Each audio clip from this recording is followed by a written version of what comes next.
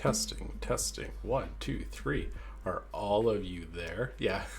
Will there be a test at the end of this? No, you're fine. Don't worry.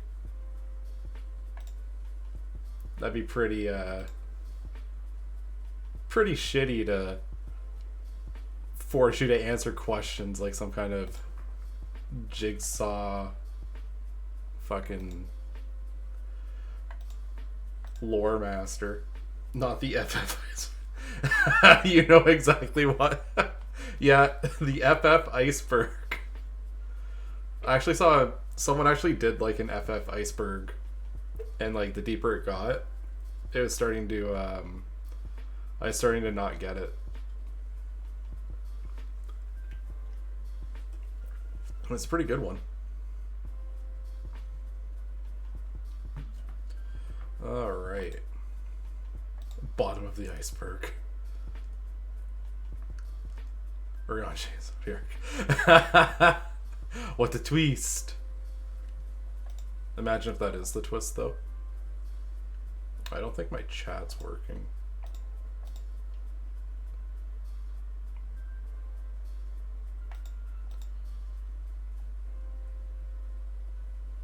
Hello, Marco. Just give me 1 second to see if I can fix the chat box, and then we'll dive in. I had it working just fine, and then it said, no, I'm done working.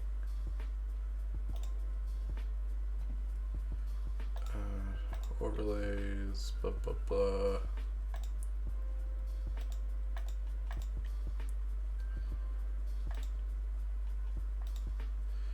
Good old technology, right? Emulate.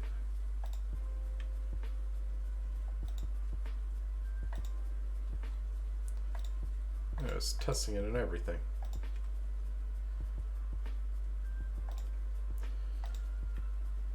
Alright.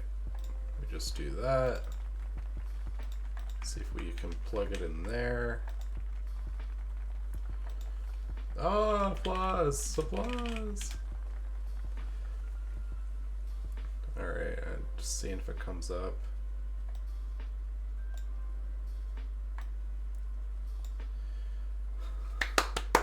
There. There's the clap. Fucking technology, I tell you. Why are you showing in here but nowhere else? Maybe... Alright, well, I'll have to play with this more. Hello, Luke! Oh, yeah. I knew there'd be confusion. I doubted myself on it. No, I don't want to talk to you. So rude.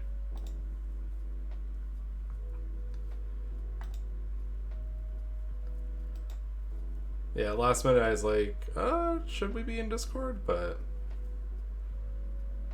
yeah, I don't know. Yeah. We are here together.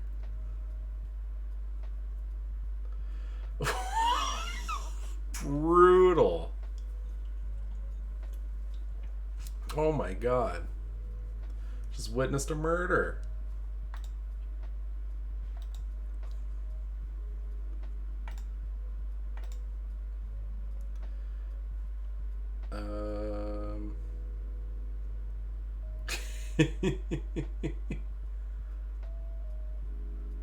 Alright, yeah, I don't know what's good. Oh, there it is. It's kind of coming through now.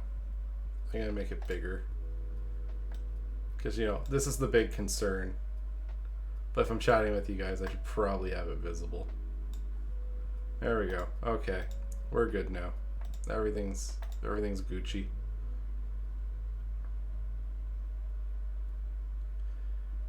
I'm in Lahi, so I have to stop watching at that part. Ah, I'm in Lahir. And Marcus, the dream team. Get all those stick-ins.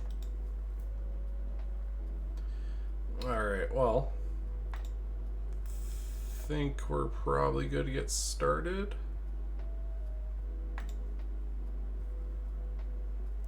It's basically when the person,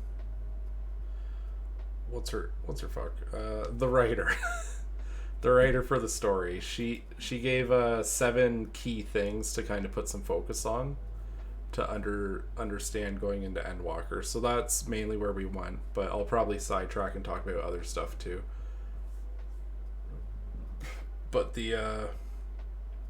I broke it up into expansions as well, so it's not going to be like a more it's not going to be chronological specifically, but it's going to be like jumping around telling the story to kind of just like cover all the information, give you like a base understanding of the world, all the stuff that went on.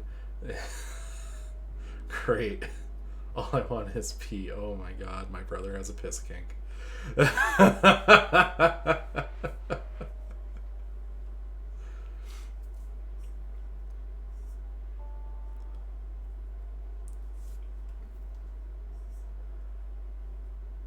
Alrighty. So, yeah, if you guys are ready, I'm going to dive in. The first one we have is A Realm Reborn. So, the story starts off with 3 possible paths. And, hey Nandu. Welcome, welcome. So, depending on which class you play, you start in different countries. And each one had its own kind of like starting plot line. So, Limsa, its pirates didn't want to farm, and they got themselves in shit by just being shitty. Like, they didn't want to farm, and they were being sketchy, trying to like sell equipment and like sell product on the side to make extra cash. So like you uncover that little conspiracy. Gardania, I wrote Big Tree Sick. It's not quite true, but like someone steals a chocobo egg or something, and then there's a golem at the tree and you have to protect the tree. And then Ul'dah, you're dealing with corrupt private police. Personally, I think Ul'dah is the most relevant of the 3 in terms of retelling the story. I consider them to be like the canon starting place, because it's like the brass plates come up in a fair number of spots.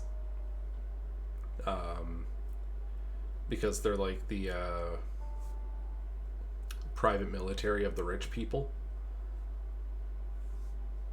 and they're used for all kinds of sketchy shit.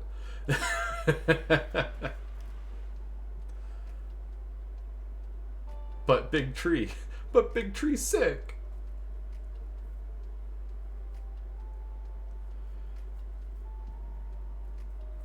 Yeah. So, yeah, the Warrior of Light, you go through and fix those problems, all against having the Garleans in the background doing whatever. Yeah, so I'm just going to talk about, like, the general... Ul'dah is the desert place. It's the desert city. And the larger country is called Thanalan. Oh my god, the budget, right? I made a Prezi. I worked on it for 2 weeks, which is a sad amount of time for what came out of it. I didn't get a Prezi sub, no. This boy got money.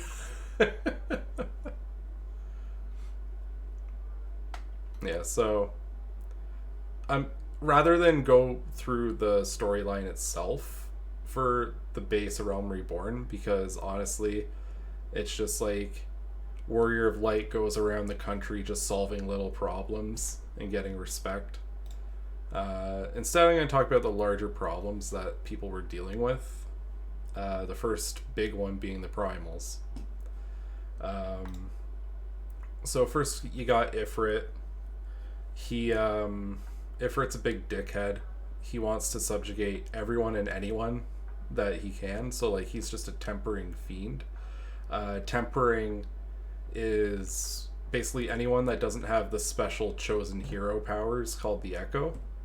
can be turned into a mind, like a mind slave of the primal, and all they want to do is benefit the primal and serve them. And Ifrit's all about that shit. So like, he has his beast tribe, the Amalja. They're like these big lizard guys.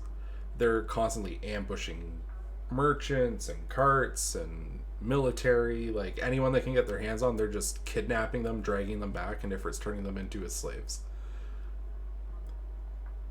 Imagine if Zach actually did the story and watched this. Oh, he might actually enjoy it. The big lizard.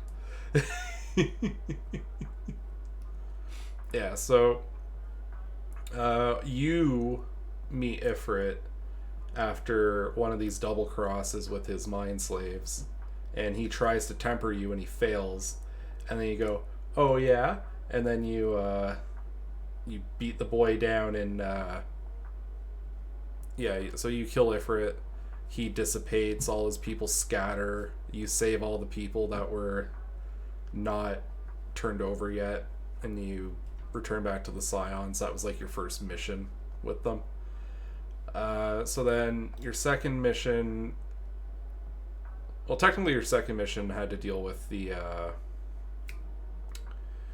Sylph. They're like little plant people, and you're just making sure that they weren't going to summon their primal.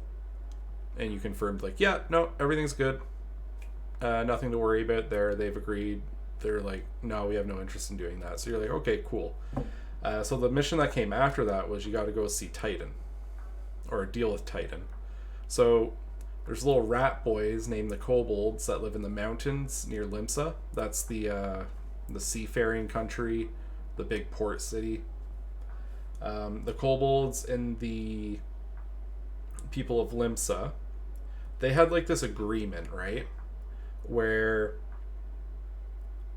the people living in Limsa got to reap the bounty of the sea, while the kobolds got to reap the bounty of the land.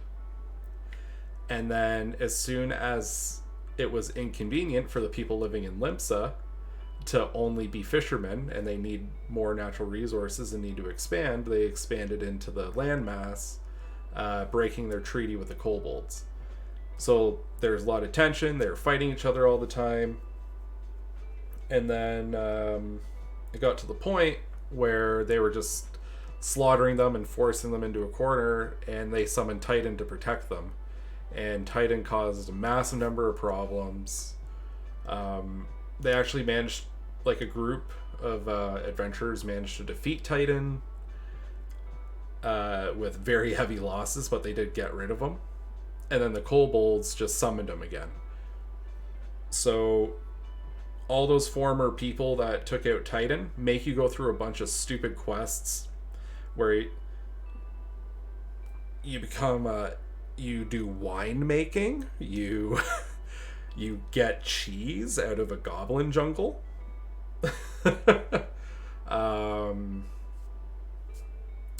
You go hunting, and basically you get trained, or I wouldn't even call it trained, but you get tested by all these different people on how kind you are, how strong you are, how determined you are, and you pass all their tests, and in doing so they give you this feast to like say, hey, you're good.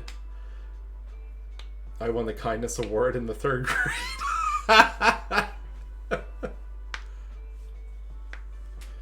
You just gotta remember that in your heart, that you've got the deep kindness of 3rd grade Chris still in there. Why do you always bring that up? You gotta take the wins where you get them.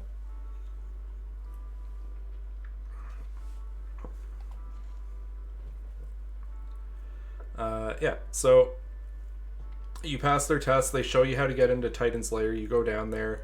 Titan's pissed, and he's like, oh, you humans are all shit because you're attacking my children. And you kill him. But he's tempered a shitload of his followers. Does someone say piss? Oh, no.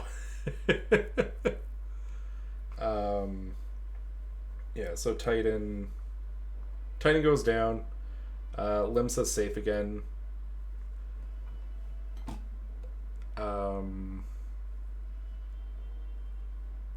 then what happened after that? Oh yeah, a bunch of Ishgard politics that I'm going to talk about in a bit. Also, that it's at that point where the Garleans come back up. So like before the story, there was a big blowout with the Garleans. The calamity happened. The Empire couldn't really move on Eorzea super well, but they've been getting ready to do it again. That's kind of like the big danger that's looming in the background through the first chunk of the game, or chunk of the story. And it's just after this that the Garleans make their big move, which is they attack your group's headquarters. I kind of glazed over this, but you join a group called the Scions of the Seventh Dawn. It's led by this woman named Minfilia, who has the Echo. All the really cool characters that you always hang out with going forward are parts of the Scions. So you got Thancred, Y'shtola, Alphinaud joins it. You get Urianger. Just big cast of characters everyone loves. But not every character is loved. So, yeah, the Garleans attack it. They kidnap a bunch of people. Who's my favorite Scion? That's a great question. I guess spoiler... Oh, yeah. I can't answer that question because you're in Lahi land. Yes, my favorite Scion's my younger brother. Next question. What do you got? What's your question? Whoa, hey Chip. Alright, what do you got for the question, Chris? I'm waiting. Chris is literally Papa Limo. Oh, okay. You can't spell it. Okay. Well, if you manage to spell it, you can come back. So really cool that the chat's still working. I don't understand what's happening there. It like works half the time. I'm gonna have to play around with that more. Yeah. So after you deal with a bunch of Ishgard politics and bullshit, you have to deal with Garuda. So Garuda, she's even worse than Ifrit because she doesn't even really have a reason. Like, she's not looking to subjugate people and make them follow her. She's just being a massive asshole and just wreaking destruction for no good reason. Like, she wants her and her people to stand on top of everything, and she's just destroying everything.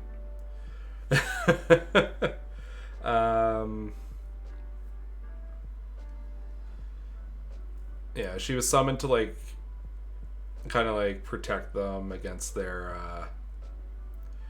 between the calamity that happened that we're going to get deeper into, all the infighting of the different groups in the region, because you have Ishgard fighting dragons, you got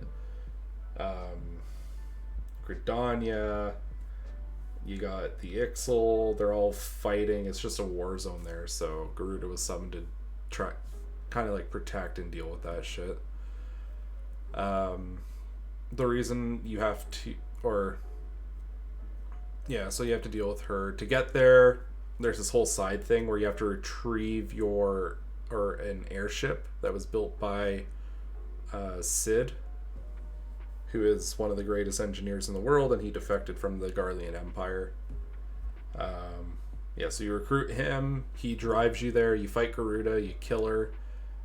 Or, no, you don't kill her, you actually defeat her, but she doesn't disappear yet. And then Garuda's actually taken... So, like, there's this whole cutscene where Garuda had taken taken both Amalja and Kobolds hostage. And then she starts torturing them so that they'll summon Ifrit and Titan. And it's like this whole thing. And then the Garlean Empire shows up with Gaius piloting their super weapon called the Ultima Weapon, which is an anti-primal weapon that's able to absorb their essence and use it. So the Ultima Weapon wipes the floor with Ifrit, Titan, and Garuda, takes all their power, and then Gaius marches it back to his base, and more or less he's just sitting there. He wanted to flex on you to make you realize how futile fighting the Empire is now that they have the ultimate weapon, and he just sets up camp waiting for the surrender. When you think about it, if we didn't have the special Chosen One God powers, we would have been pretty screwed dealing with the Empire. But yeah, you rally them, and they go, oh yeah, no, we're not gonna give up and go with the Garleans. And you have this big battle. You destroy the ultimate weapon with the help of Hydaelyn, who's the big crystal that tells you to hear, think, feel, and gives you your special Chosen One powers that protects you from being tempered and lets you look into the past and understand languages you shouldn't. Yeah, what else? I'm just checking. Yeah, I guess it'd be a good moment to talk about the Garlean Empire real quick. So like in the past, the Garleans, they're from a different continent for a long time, because they have a very hard time manipulating magic. They're kind of shit on by all of the different tribes around them, and they're forced into the north where it's extremely cold, and they had no way to grow crops or like really thrive in any way, shape, or form. Such devastation was not my intent. But then they discovered something called ceruleum. It's that blue fuel stuff that you find in northern Thanalan. They found a big reservoir of it. And they were able to use that to create a new technology called Magitech, and that's why they're all like, they're flying around in airships, and they have like tanks and shit. So they fight back with their Magitech. They take control of their homeland, and they form an empire that just keeps expanding and expanding. Their main creed is they're traveling around trying to not only tame or expand their empire and bring everyone under their umbrella, because they truly believe that, like, the Empire as a whole believes they're doing good by dragging the savages under their umbrella and enlightening them to the ways of the future. But obviously no one wants to be invaded by a giant empire with giant tanks and stuff. That's all just black armor plated destruction rolling over everything. So there's that piece, and then they also want to eliminate the existence of what they call icons. It's the same thing as primals. So any group that summons like Garuda or Ifrit, Titan, they're all seen as savage civilizations that need to be brought to heel, because primals drain the life energy of the planet, and they're one of the biggest dangers to the world. Yeah, so that's kind of like their driving force for pushing into Eorzea, is because during the Calamity, Eorzea as a whole tried to summon their 12 gods to contain the destruction of the Calamity, which didn't work out so well. And then, yeah, so kind of like the masterpiece that they brought out on this campaign was the ultimate weapon. What is the Calamity? Well, we're going to get to the Calamity. Actually, it's probably a good idea to just dive into the Calamity now. We'll go back to the Primals in a second. We'll talk about the Calamity. See, we're going to be jumping around a lot, but like, it's fluid learning. We're doing lateral learning. So the Binding Coil of Bahamut, that's where we learn about the Calamity in detail. And at its core, it's when the Elegant Empire tried to cancel the Primals. Yeah, so The original empire, or the Allegan Empire, it's like thousands of years old. They had all this really futuristic technology.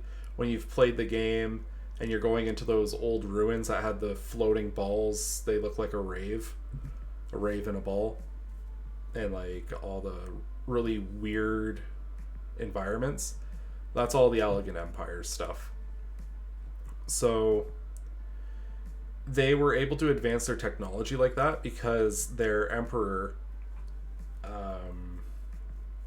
well, first they were just really skilled to begin with, but they reached their peak when their final emperor, Zonde, he created a pact with this really powerful demon called the Cloud of Darkness. She's like one of the highest level void sent from a parallel universe called the Void.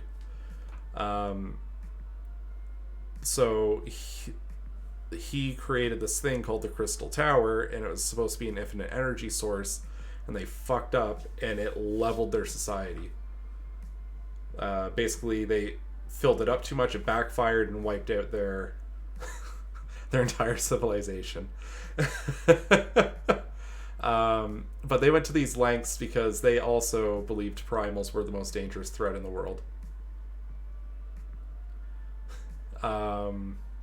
What a fucking idiot, right? So one of the main things that they had done was, so before we started playing, there were actually 2 moons up in the sky, one of them being a big red moon, and it turned out that big red moon was called Dalamud, and it was not actually a moon, it was a prison that they were holding a giant primal named Bahamut inside. And I guess the easiest way to think about it is Bahamut was a battery that they just kept draining and healing up in the moon, and the Crystal Tower was built to basically siphon that power off of battery Bahamut to advance their civilization, and they fucked up. But the moon was still up there with Bahamut and all his followers in prison, just sitting there up in the moon away from everyone where they couldn't do any harm. And then the Garleans decided, hey, that really cool moon up there, we could probably use it for power or a weapon or something. Why don't we look into that? So it was actually Sid's dad, whose name I'm blanking on right now. But Sid's father, he was one of the leads on the Meteor Project, is what they called it. And tinkering with the moon, and really a Icarus moment where they flew too close to the sun, so to speak. Bahamut was able to temper them from his moon prison. So a lot of people that were working on the Meteor Project became enslaved to Bahamut and were working to benefit him. So the bot, or kind of like the lead Garlean general on it, Nail, used a device to bring the moon really close to the surface, and then the moon exploded and Bahamut escaped, and that caused the calamity. So the calamity was Bahamut blowing up the moon, all the shards of Bahamut's prison falling on the earth, while Bahamut whizzed around just blowing shit up, just constantly shooting energy beams, and like just mass devastation.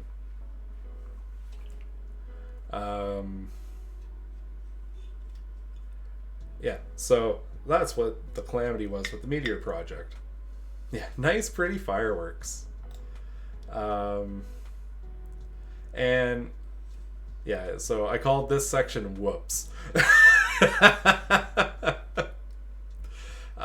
So Bahamut does his thing and destroys everything, and in the attempt to contain it, the leader of the original Scions, Louis Sois, who just happens to be Alpha Node and Alice's grandpa,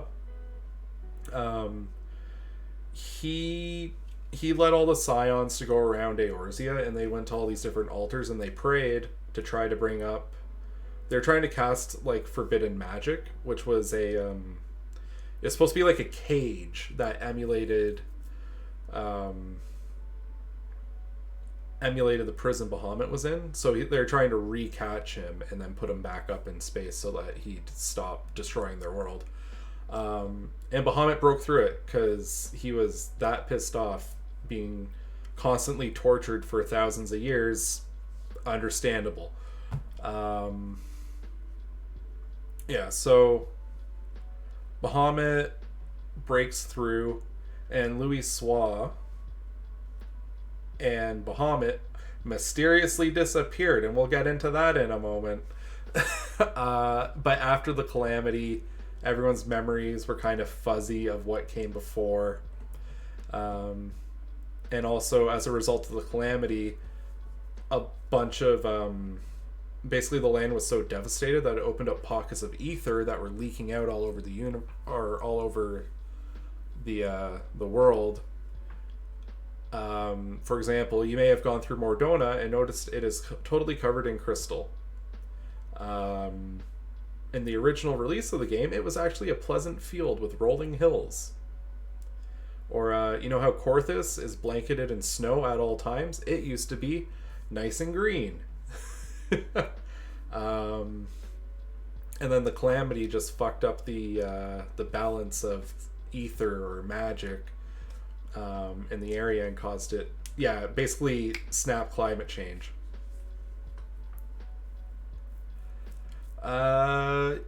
So that sets the context for the calamity. We'll come back to the coils and what went on with Louis Soir and stuff in a second.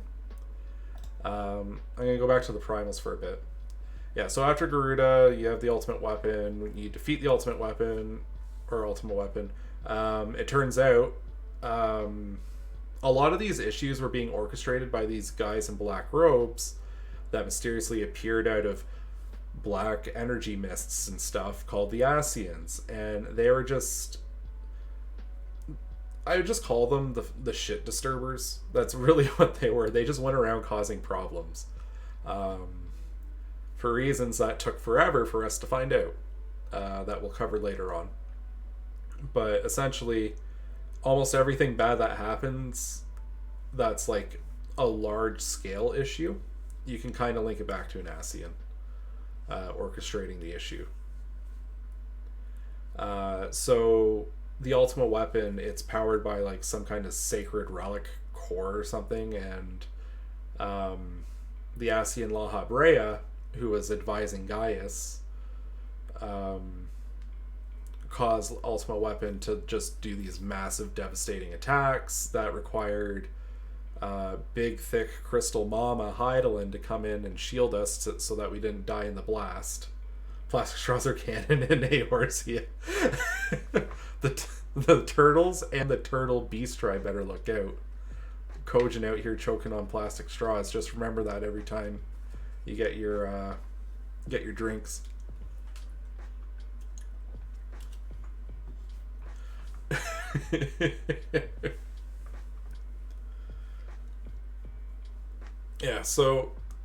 We beat Gaius and his ultimate weapon, drive the Garleans out of Eorzea. They're just kind of left in their little camps, but they're not in a position to fuck with us anymore. But all that stuff going on with the Garleans prompted further issues. So the Mughals got scared because the Garleans were still present. So a group of Mughals called the Mughals Guard attempted to a primal summoning and summoned their god, or their king, Good King Mogglmog. So the story goes is that King Mog, he sing the song.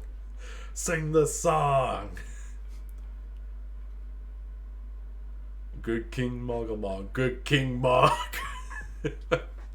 Like, I gotta pull the fucking lyrics up.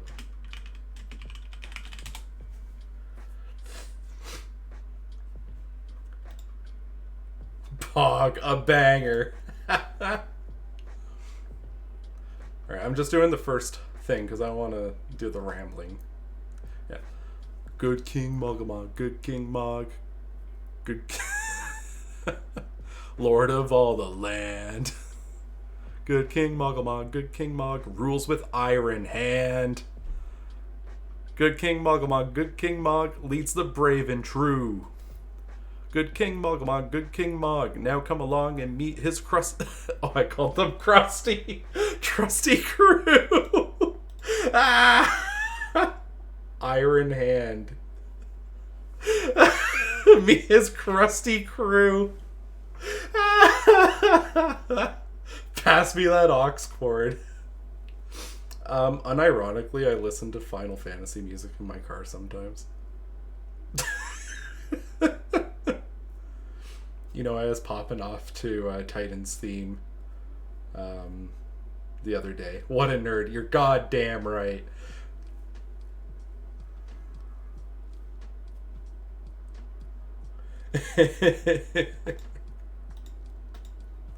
Yeah, so the Mughals, their mythology is they used to live up in the clouds, and their king, good King Mogulmog, held a vine for them so that they could climb down to the surface because there's a great danger in the clouds. But yeah, like no tempering or anything happened. They believed that good King Mogulmog would save them. They summoned him. He showed up. And then you just kind of spanked the Mughals and you killed Mog. And everything went back to normal.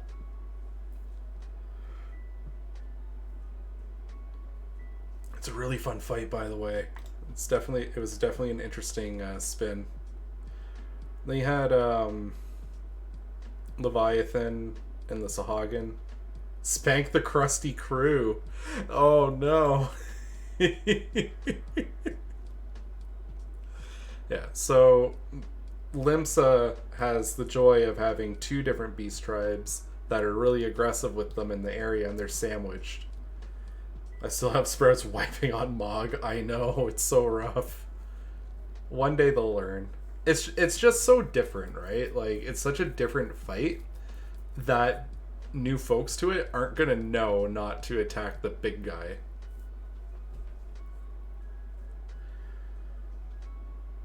Yeah, so what goes on with Leviathan and the Sahagin? So, the Sahagin, they live out in the ocean, and the Calamity kind of fucked their breeding ground up. So, they started moving inland, which the Kobolds were already pissed that the Lominsons were coming at them. And it was actually the first time the Sahagin tried to come on land. The Kobolds and the Lominsons teamed up to force them away, and that's how that treaty was packed. It was because Limsa and the Kobolds were actually friends for that moment, and then the Lominsons betrayed them by trying to settle the rest of the land, which caused that bitter hatred. Yeah, so Leviathan and his little Sahagin buddies, the Sahagin are trying to come on land. They summon Leviathan. Leviathan's running amok out in the ocean. Suddenly this scholar island that was settled by the Sharlians goes missing. I think they should have made the shit ARR netcode as part of the story like they did with 1.0. Imagine.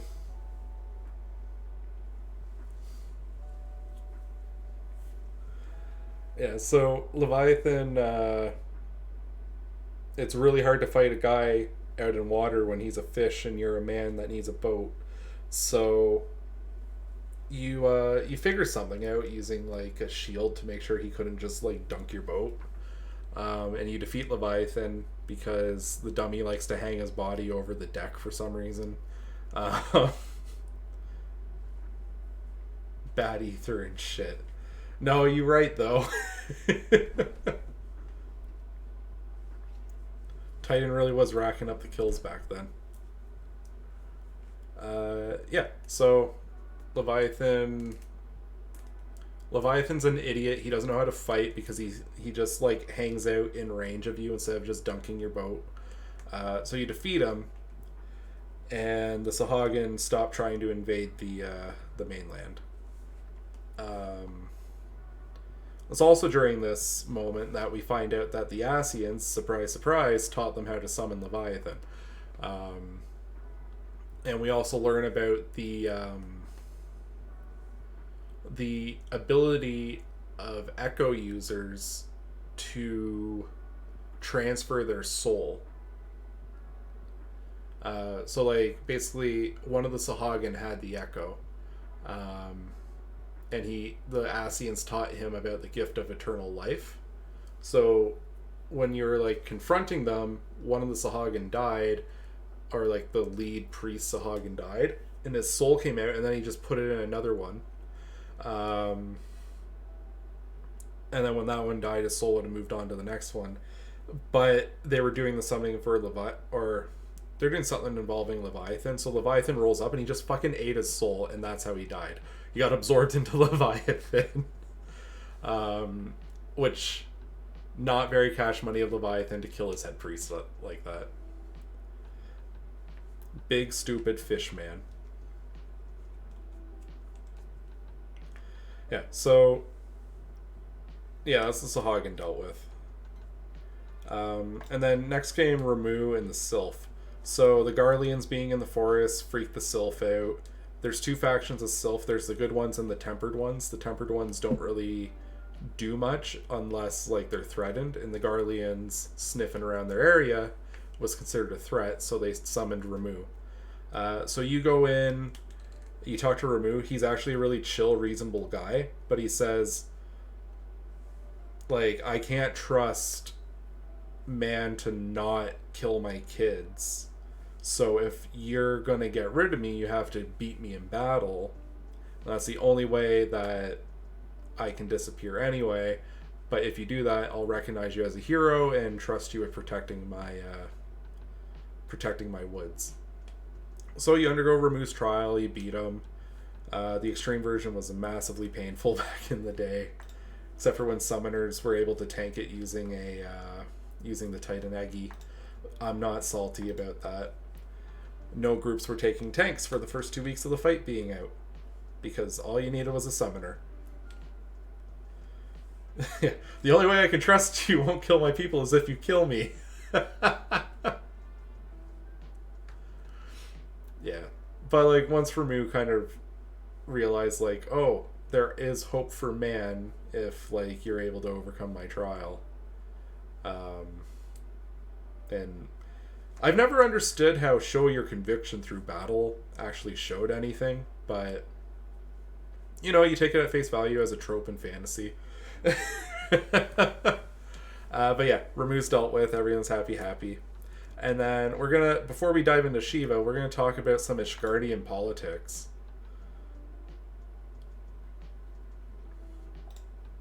So, Ishgard has been locked in the Swag guns are the ultimate form of diplomacy. Diplomacy only works if you have something that can follow. Oh, what was that quote I heard?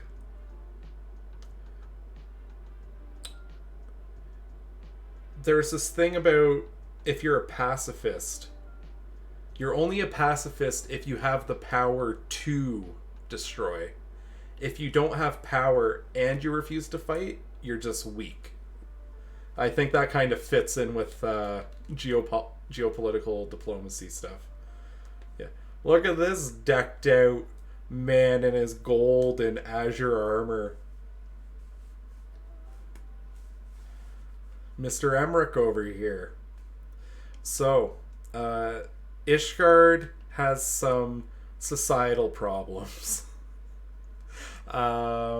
that we're just going to kind of run through at a high level here. So, Ishgard's been locked in a 1,000-year war with dragons, led by one of the original brood, basically Bahamut's brother, Nidhogg. Through the time of this war, they worship the goddess Halone. And they have all these like they have a very rigid religious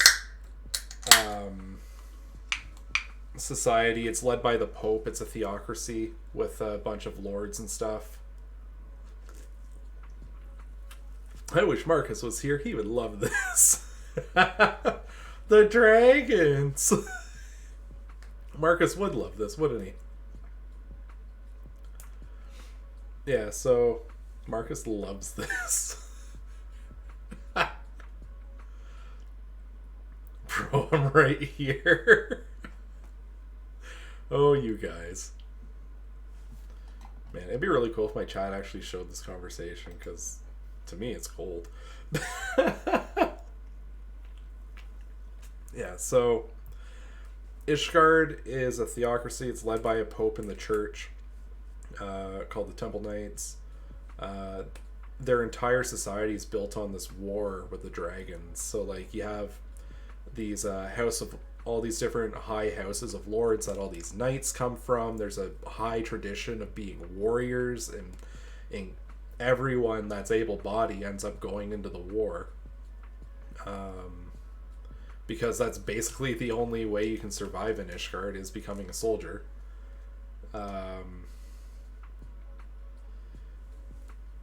So Emmerich, he is, I believe he's the commander. He's very high up in the Temple Knights. I think it's like a commander or something. And he comes to. Oh wait, I'm gonna run through what happens in Eorzea first without Emmerich, and then I'll talk about Emmerich. So when you first deal with Ishgardian politics, you meet this guy. His name's Horshaphon. He's a real bro to you. He opens his door to you. He's like, yeah, dude, that really sucks that all your friends were killed and you're on the run. I will house you because you did me some solids on your way here.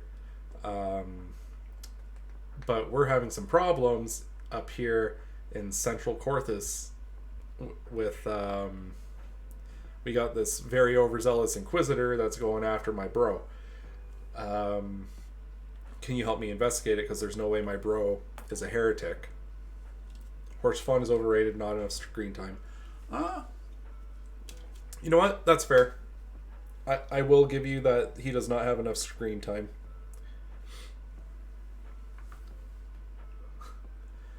Horsefun, I think he could have been. I think it's people see the potential in him. If he if he had even more time, he would have been just incredible, you know. But I think he is a beloved character because of how much of a bro he is in the short time you spend with him.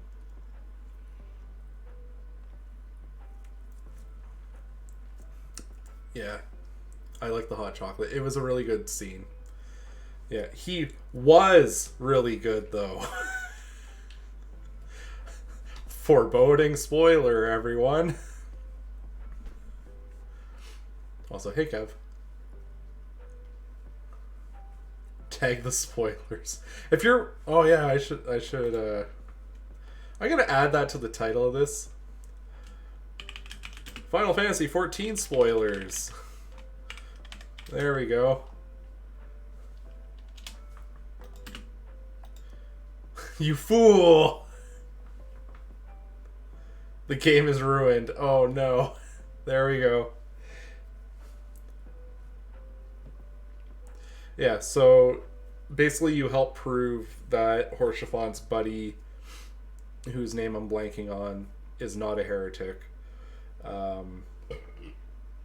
So like that's kind of like your first brush with Ishgard. They're all very overzealous.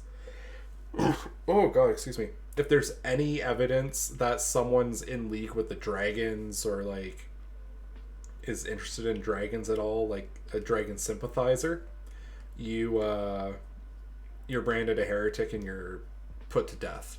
Like, they don't fuck around.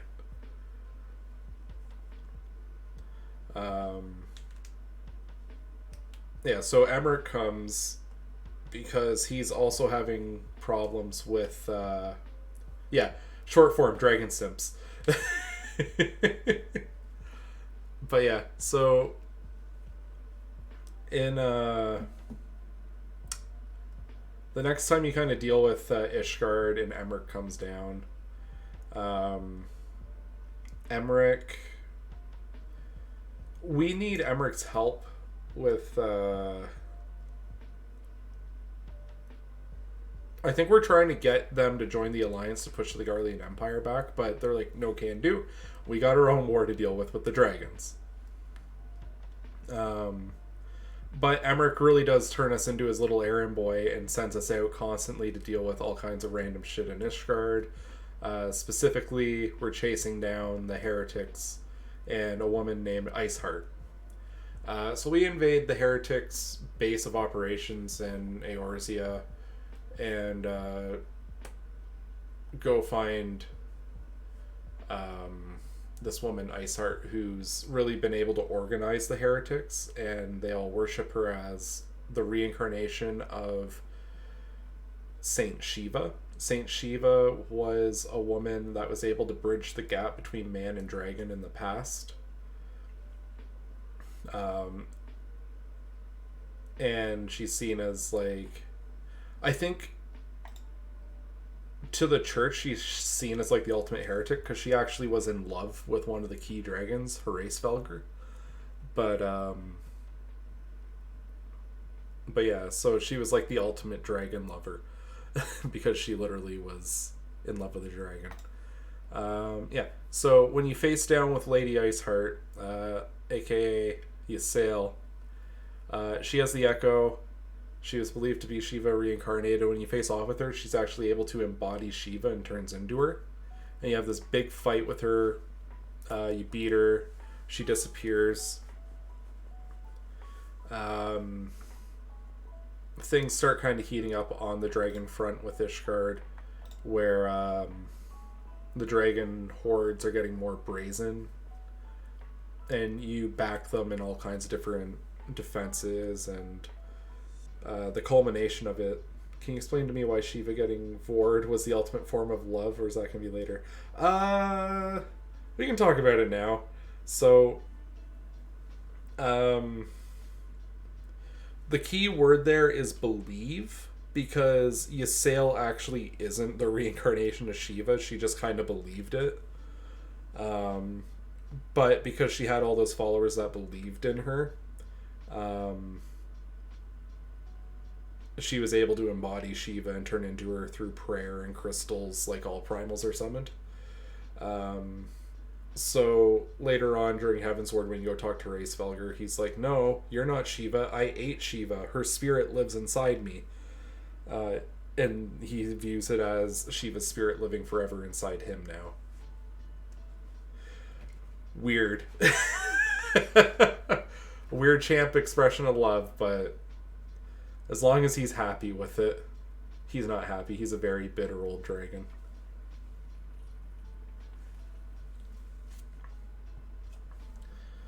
So that's kind of setting the stage for Heavensward a little bit. We'll come back to it to finish off that transition. Okay, that's the Primals covered. I'll run through the other circles we got here to kind of set the stage. As we move into the Calamity as well. So yeah, Garlean Empire stuff went on. Alamigo, so that's the country that's like I guess it's the region that's next to Gridania in the Black Shroud. You can't go there freely right now because Gaius built a giant fucking wall. And it's like one of the big strongholds and choke points for traveling to Alamigo. Prior to the story, it was invaded like 20 years ago. Alamigo was led by a mad king who, like, you know, like Game of Thrones with the Targaryens, and like the king was just this vile old man that was putting people to death left and right if he suspected them at all of anything. Kind of the same thing. Like, there's one side quest where you find out the king like took his brother and turned him into a monster and locked him in the dungeons beneath the castle because he thought he might betray him.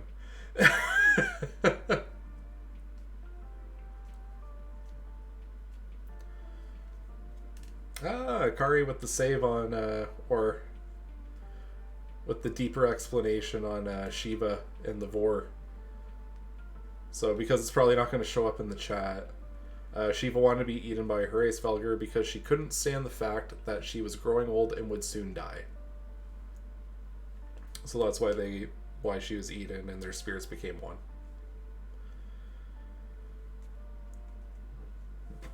So Alamigo.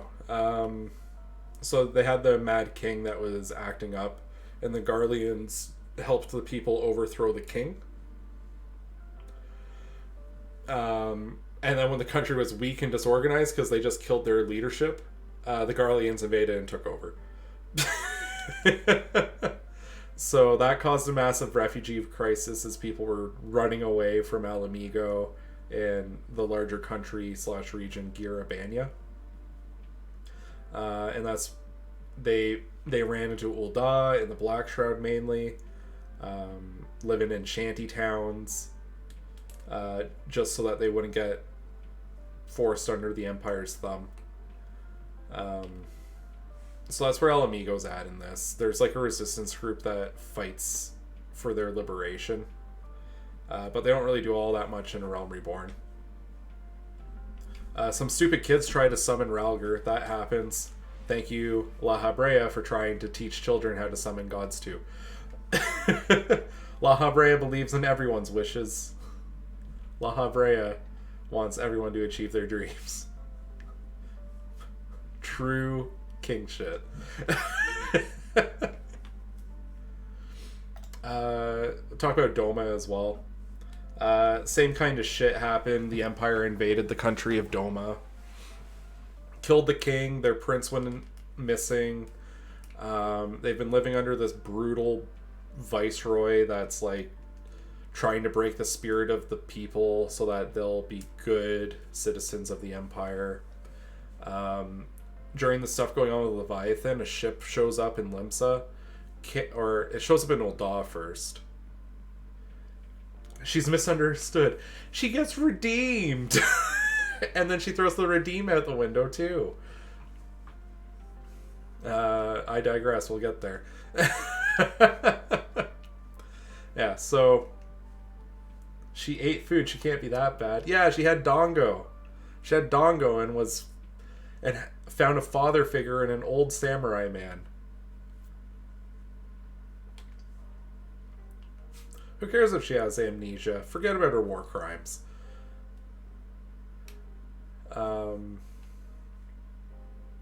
Yeah, so in a desperate escape attempt, there's like this big ship of people that's led by this ninja here, Yugiri. She's like the right hand to the missing prince, or she's searching for him. I think that's more likely, actually, is she's looking for him. To be honest, I don't fully remember exactly if she knows the exact location of the prince or not. His name's Hien. I'm just gonna call him by his name instead of calling him the prince. But yeah, she takes a bunch of people from Doma out on a boat. They escape. They go to Ul'dah. Ul'dah goes, "Ew, refugees, get out of my country," and sends them to Limsa, where they go, "Sorry, we don't have supplies to support you." And then you figure out that Mordona, the place that isn't a country, could take them in, and because they're skilled workers, there's stonesmiths, there's farmers, they're all willing to work hard. So they just go to Mordona, and they find a nice home in Mordona, and they help build it up over time. Which, really cool thing that new players won't know, but when you first reach Mordona, back in the early days of the game, it was pretty run down. In every patch after the Doman showed up, they built it up more until it reached its final state, which is the state that you see it in when you play the game today. So like all those banners and shit weren't there before. It was pretty barren there and pretty run down. And it was the Doman people that fixed it up. Fun fact.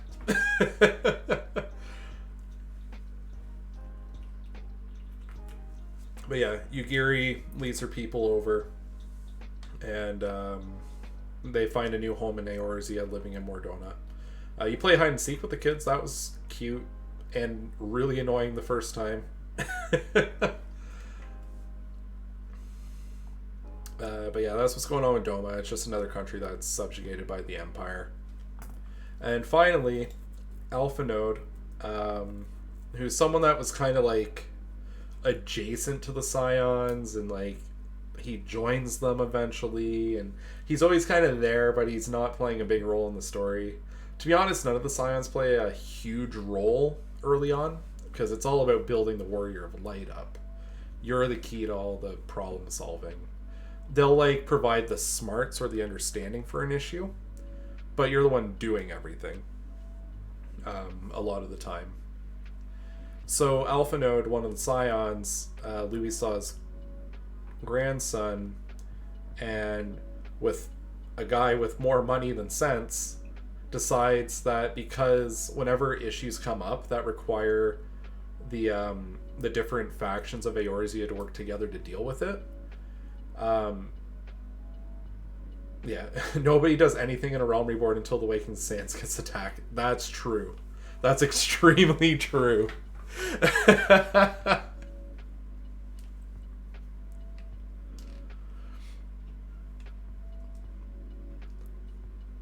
Yeah, so Alpha Node gets pissed off because he's trying to get Ul'dah to jump in and help out with stuff. He's trying to get Limsa to help. He's trying to get Gridania to help. None of them will help out with various issues that are coming up because they can't spare the manpower.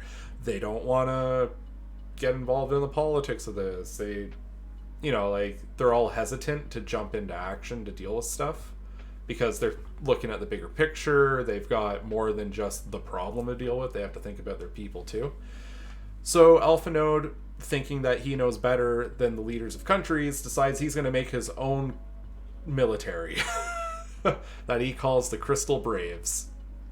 So they're kind of like the strike force that's supposed to be like preventative to stop primal summonings and deal with other issues as they come up.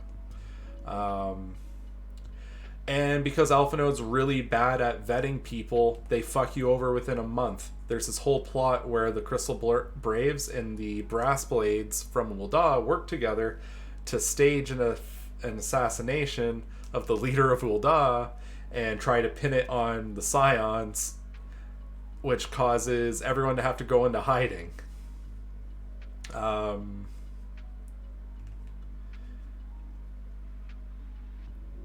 So, like, you have Yda and Papalimo, they break off after the chaos, and they join the resistance that's fighting to save Alamigo, to keep their heads down and out of the way.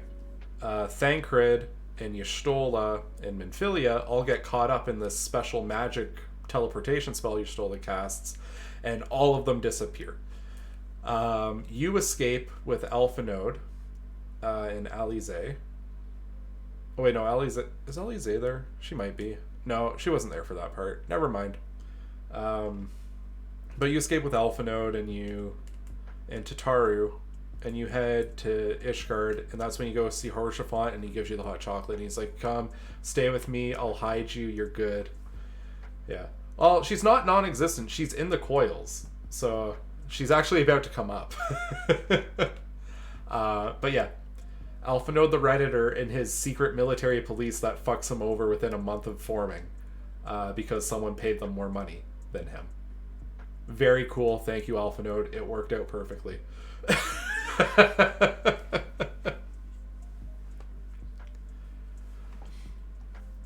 And it's led by this guy,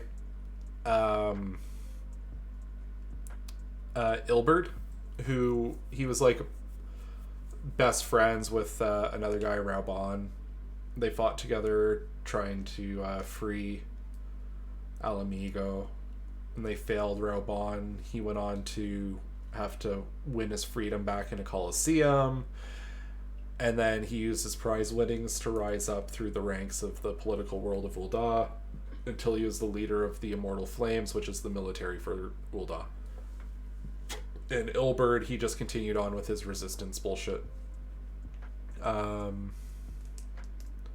until he joined the Crystal Braves. And then so they all fuck him over. During that whole thing, Ilberd cuts Raubon's arm off. Raubon beheads a guy, the guy that was responsible for the double cross. Reverse the order of those two things happening, by the way.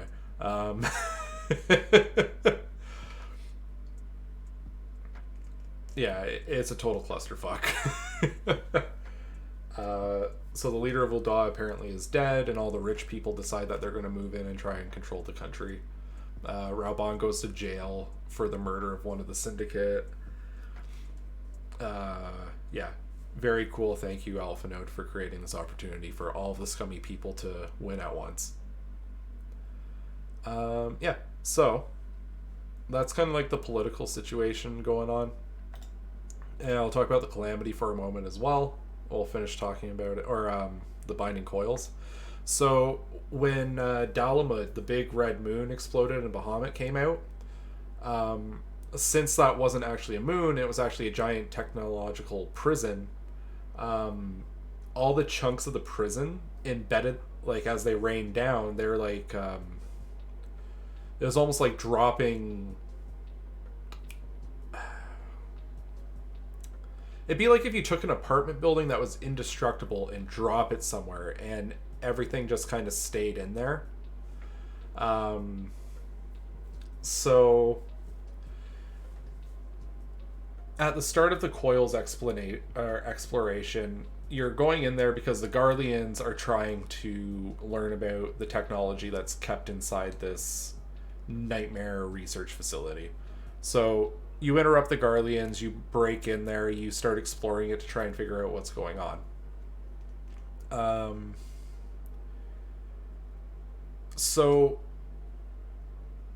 there was Bahamut, and then there was all of his dragons, like his entire brood, were all captured and kept inside the coils, to make sure that he couldn't be summoned elsewhere or anything. He was kept like half alive so that he couldn't be resummoned. So the way Dalamud was built and programmed is to make sure Bahamut's body is always intact. It will seek out the parts of him and start rebuilding him to reform Bahamut himself, and then try and re-imprison him.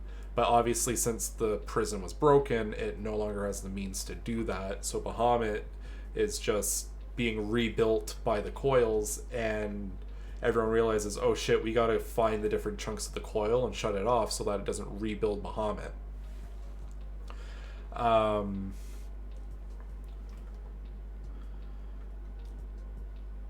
Yeah, so the first coil, you go through it, you fight one of the dragons that were really big there, one of Bahamut's key dragon followers or whatever.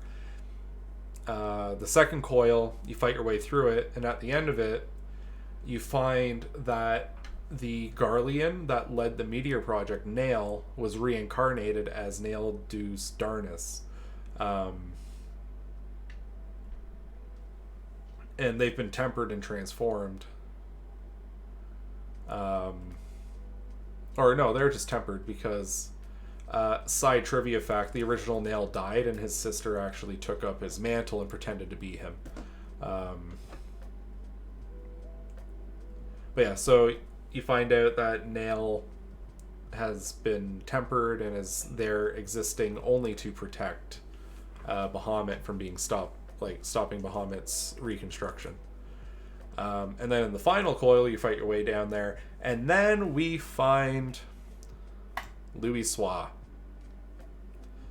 So we find out the truth of what happened with Louisoix. So when they failed to contain Bahamut using that massive cage spell thing, Louisoix took advantage of the situation by using all the prayers and hopes that it would work, along with all the latent aether that was present, to become a primal himself. So Louisoix turned himself into Phoenix and was able to kill Bahamut in a single hit.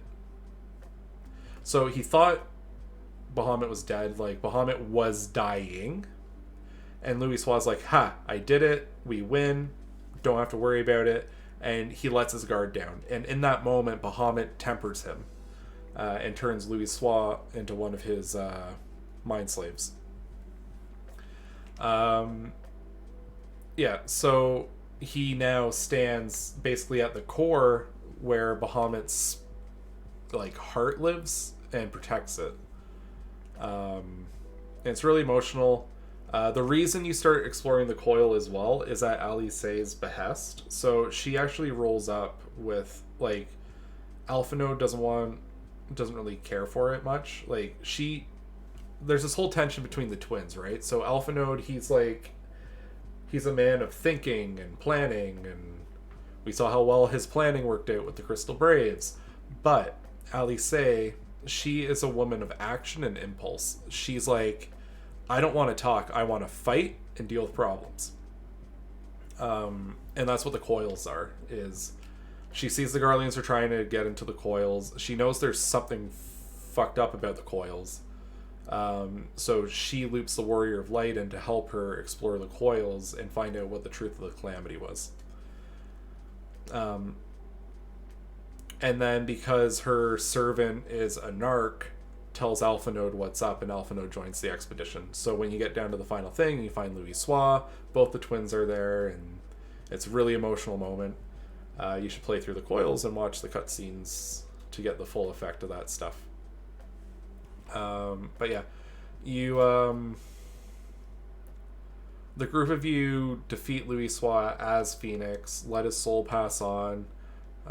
They have really fun, not sad at all family moments, and then you go and you fight a manifestation of Bahamut's soul in the final coil. You defeat it, shut off the last coil. It stops trying to revive Bahamut. Bahamut dies. Problem dealt with. No more Bahamut. Wink.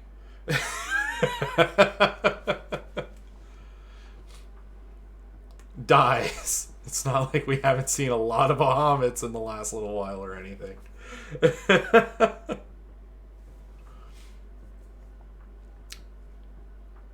Yeah, so that kind of covers Heaven's Ward. At the end of the last thing you deal with Heaven's Ward is the Crystal Braves betraying you. You go into hiding, and Haurchefant gets you. Basically, he works on getting you into Ishgard to go stay with his family.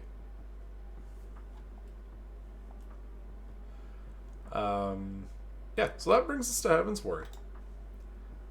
And this is going to start going a lot quicker because there's like A Realm Reborn was really dense with like laying down lore. So now we're going to be able to pick up the pace a little bit. If anyone wants to stop me to talk about like the Warring Triad or anything, I can sidetrack and dive into that too. Actually, no, I do have a section about the Warring Triad later. Okay, I think we cover everything in Heaven's Ward, actually, at least the main stuff. So the big plot thing in Heaven's Ward is the Dragon Song War. So after you go to the Fortemps, like you start living with Haurchefant's family, the Fortemps. They ask you to help out in the Dragon Song War. You kind of get a lay of the land. You find out the church is real sketch, and they're really scummy. And you need to kind of break outside of Ishgardian law to deal with the Dragon Song War in a constructive way. Because they're still fighting the heretics and they're fighting the dragons, and it's a whole thing. So you go, and first thing you end up doing is you track down Ysayle, who after you defeated her as Shiva, she went back to deeper into Korthus, into her hideout with all her heretics, and you find her. And to be honest, I'm fuzzy on the details of how it gets worked out, but you basically get buy-in from Haurchefant and Emmerich in secret, along with Ysayle and the Azure Dragoon, Astinian, who is basically the strongest dragon slayer in Ishgard, who I presume he's there to act as the enforcer in case shit goes bad and to make sure Ysayle doesn't pull any funny business. But basically, you form this ragtag team of yourself, Alphinaud, Ysayle, and Astinian, and you begin traveling to the land of the dragons to try and broker peace and end the war through diplomacy. So your first step is you go through the Dravonian Forelands. The dragons are like, yeah, we'll let you up our mountain, but we can't let you go yet because the bug people that live here summon their primal Ravana and they're going to overrun us all, so can you go deal with Ravana? So you go fight at Ravana on their behalf. There's this really fun duel where Ysael turns into Shiva, and there's a primal fight between Ravana and Shiva loses. Because Shiva can't catch a win ever. And then they let you up their sacred mountain. You kill Bahamut, or not Bahamut. You kill Nidhogg's wife on the way up the mountain too, I believe. And then once you get up, so like that's the Dravonian Forelands. You get up into the churning mists where the dragons live. It turns out these are the ruins of a society where human and dragon lived in harmony. You meet Mughals who serve the dragons, and they help you get in touch with Hraesvelgr after they make you do a bunch of really stupid bullshit for them. This is where Hraesvelgr talks about voring his wife because she got old. And yeah, they form that ultimate form of alliance between the Elezen and the dragons. So Hraesvelgr is very sad and extremely salty when Ysael shows up and says that she's Shiva. And he explains what happened in the past, which was back when the Elezen and the dragons lived in harmony. I believe I'm assuming it was the Ascians. I forget the exact source of it, but my assumption is the Ascians told these guys that the dragons get their power from their eyes. So if you were to obtain the eyes of a dragon, you would gain their power. Ascians? Who are the Ascians? What is this? They never do anything wrong. But yeah, so the Elezen that lived with the dragons, they betrayed the dragons and they killed one of the members of the First Brood. Her name was Ratatoskr. Sister to Bahamut and Hraesvelgr and Nidhogg and all them.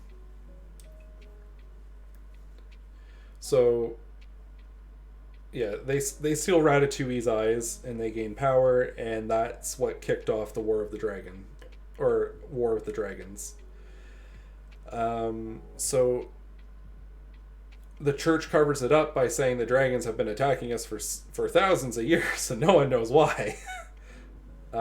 So you have this knowledge now, but Hraesvelgr's like, it's fine if you guys want peace, I won't fight with you, but Nidhogg is going to be a massive fucking problem for what you're trying to do, because he does not want peace. He is going to fight you until every single one of you are dead. So you head off to Nidhogg's nest. You go along. I think there's a little intermission there where you go to Ul'dah and you bust Rauban out of jail and you fight Ilberd and you get your revenge for the Crystal Braids bullshit. You find out that the Sultana of Ul'dah did not actually die. She was just put into a coma because one of the sketchy rich people swapped the poison with a different poison. So very cool, fun stuff happening over there. But yeah, you save Raban, the Sultana comes back, everything's good. And then you go to fight Nidhogg. So you meet up with Estinian in Nidhogg's home, the Eyrie, where you have this showdown with him. At the end of the showdown, Estinian manages to kill Nidhogg and take his eye. I believe it turns out that it was actually Hraesvelgr's eye that he gifted to Nidhogg, and Nidhogg had already lost both his eyes. I think is the situation there. And Estinian already had a dragon eye. He had one of Nidhogg's eyes already when you go fight him. Because that's like the trophy that's given to the top Dragoon. It gives them the power of dragons to be able to combat them at the highest level.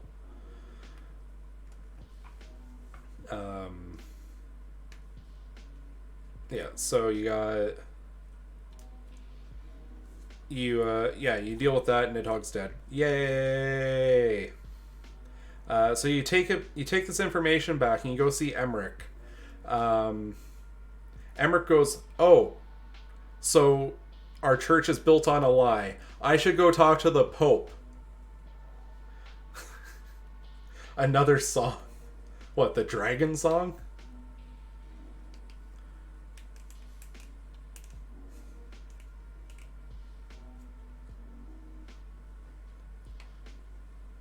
But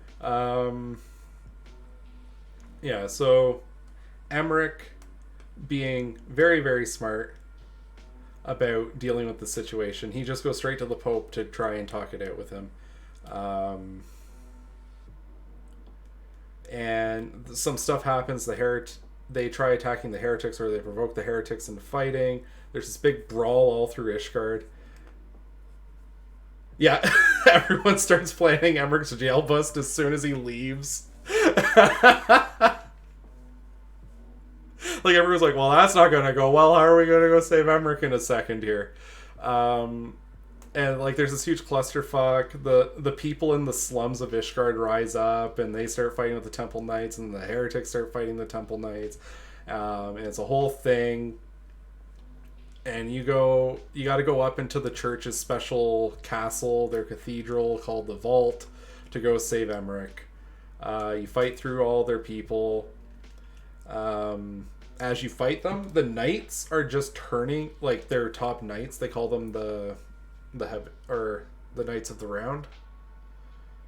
Is that what they call them? No, they call them the Heavens Ward.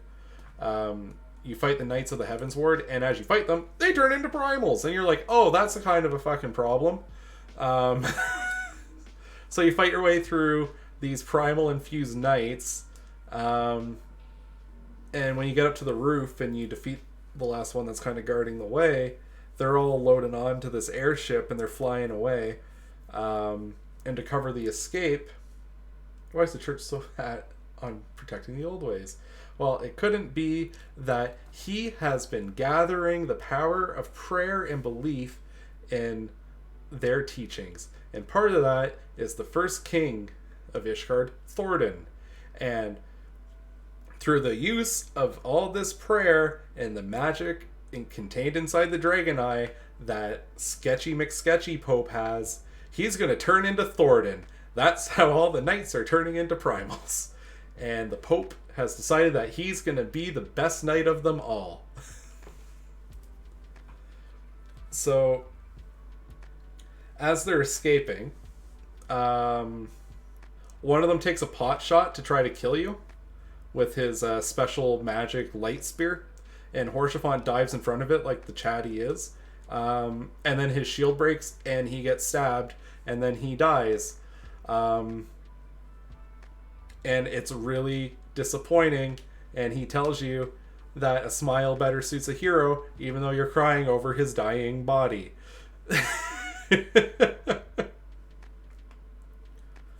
Feels really bad. So they leave, and you figured out that they're going to this special Allegan research facility in the sky called Az's Law, but it's protected by a big magic barrier that you can't get through.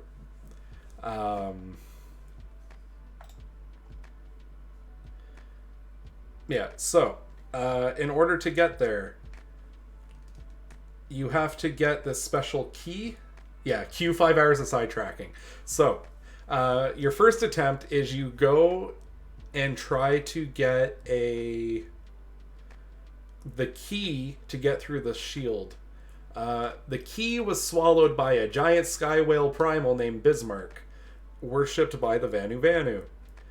It just so happens... wait, is that right? No, that's not right. They don't have the key yet either. They can't go there. They interrupt you and get the key from you. Yeah, I fucked up. I was wrong, okay? This is kind of a clusterfuck, all the sidetracking and random shit that goes on. Because there's like, how am I going to pass the test if you lie to me? Because the test will also be wrong. Actually, fun side digression. I actually gave a test during Teachers College to my students that was too hard, and they all failed it.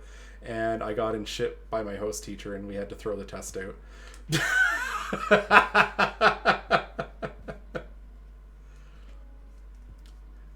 Yeah, so don't make it too hard, Marcus.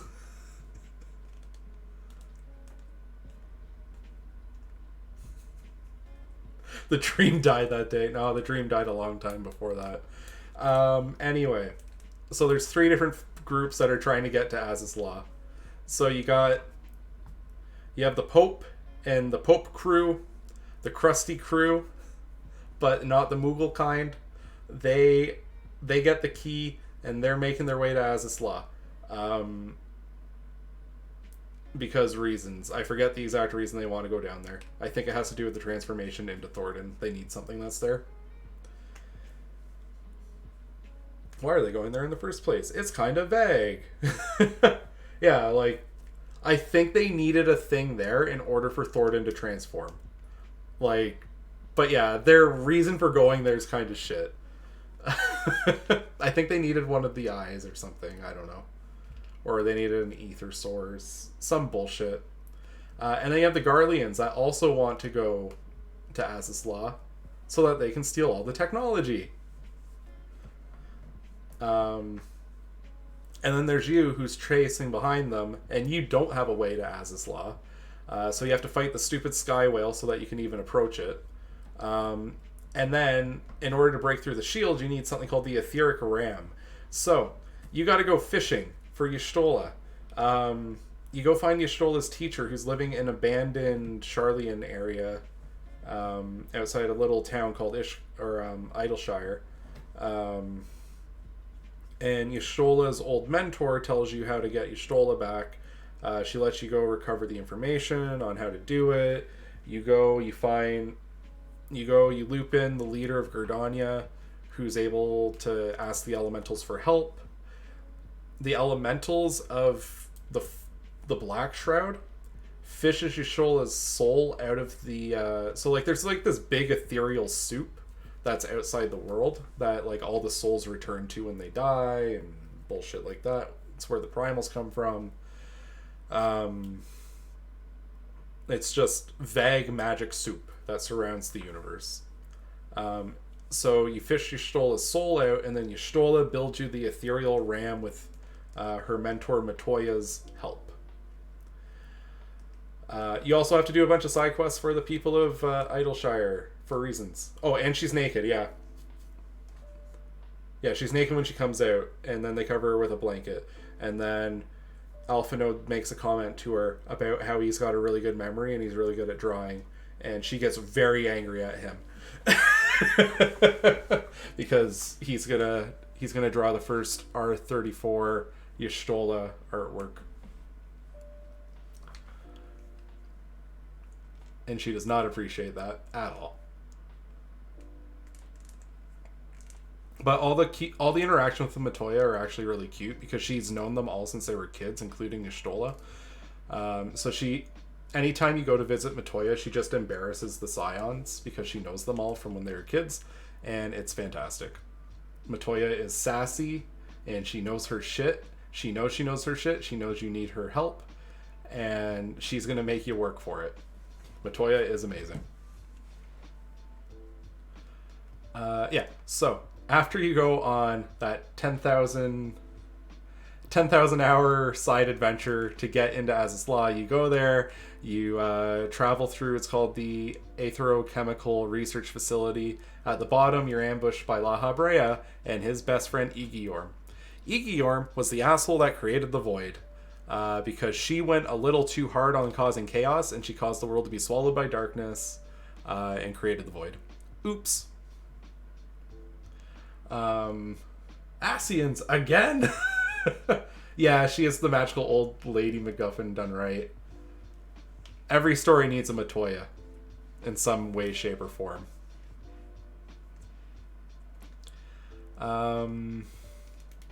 Yeah, so you kill La Habrea and Igiorm.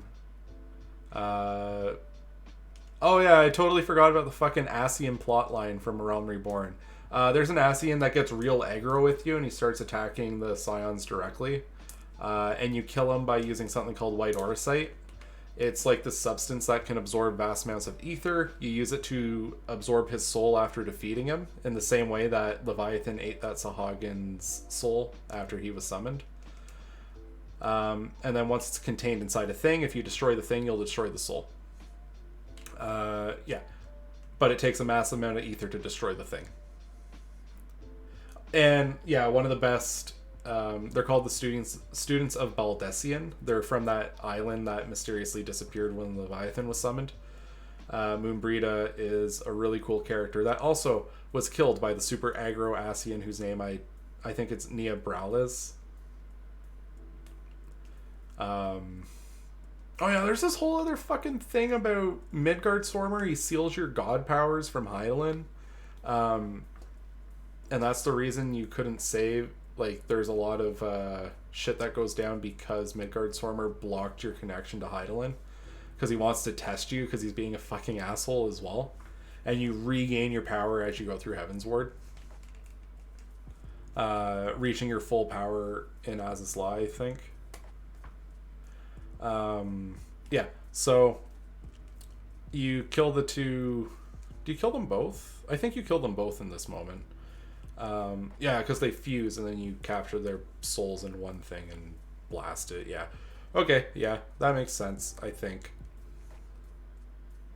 Oh, okay, yeah, so you kill Igiorm and then Laha Brea is killed by Super Pope because he absorbs him into Nidhogg's eye that he has that he's using to turn into Super Thornton Pope. Okay, yeah.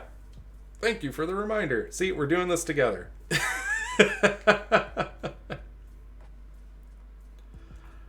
Yeah, so Igiorm dies to the White Orisite. Super Pope absorbs Laha Brea into Nidhogg's eye and then uses the eye to become Thornton. You defeat Thornton.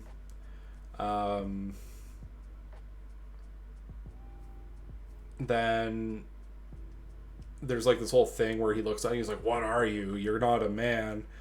Like, you're not one of man. What are you? It's like this whole really vague foreshadowing. But it all pays off very, very, like, literally 6 years later, that little interaction pays off. But yeah, so Thornton's defeated. Estinian grabs the eye, like the other eye. So Estinian is now in the possession of both of Nidhogg's eyes. And Nidhogg goes, this is my chance. And his soul possesses Estinian. And Estinian just fucking disappears. Fuck. So now that the Pope has been exposed. Oh yeah, side note, Emmerich, I'm pretty sure Emmerich was the bastard son of the Pope as well. That was the whole thing. That's why Emmerich thought he could talk to the Pope. Because he's the bastard son of the Pope. That really didn't help his case when the Pope just threw him straight in jail. But Dad... No, son, go to your room. Yeah, so, Emmerich... Now that, like, Thornton's dealt with and Ishgardian society is crumbling because everything they believed for 1,000 years was built on a lie, Emmerich has a lot of work to do, but the first thing he wants to do is broker a peace treaty with the dragons and end the Dragon Song War. They try to have this peace treaty at least twice. Actually, Poke Thornton doesn't absorb me, stabs. Oh, okay. He'll be the protector of the world from Ascian's dragons. Oh, okay. That's good to know. So, Thornton didn't absorb Laha Brea, he just fucking stabbed him. Which actually is a really important distinction because that says to me, oh no, that makes so much sense now! Okay, I'm gonna put that in my back pocket for when we're at the end of this and I talk about my own personal theories about what's gonna be an Endwalker.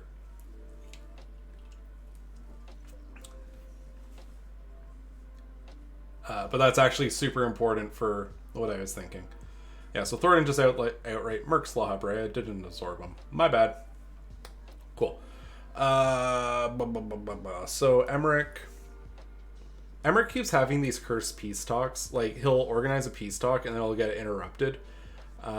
First it's by the people that were, like, victims of the war. So, like, all the widows and widowers and people that lost their sons and daughters to the war. And they don't want to give it up because it'll feel like it was all in vain. So very, very cool moment where the Warrior of Light got drugged. after being served a drink or soup or whatever. So that was the first time the peace talk got interrupted, and then Nidhogg interrupts it. Like, the church tried to have a little uprising on its own without its pope, and you had to shut that shit down. So like, things are kind of a hot mess. But yeah, the big issue is Nidhogg's back. He's possessed Justinian. He's not done with the war. He's going to keep bringing it back. Because that's the punishment that man needs to experience for killing his sister Ratatoskr.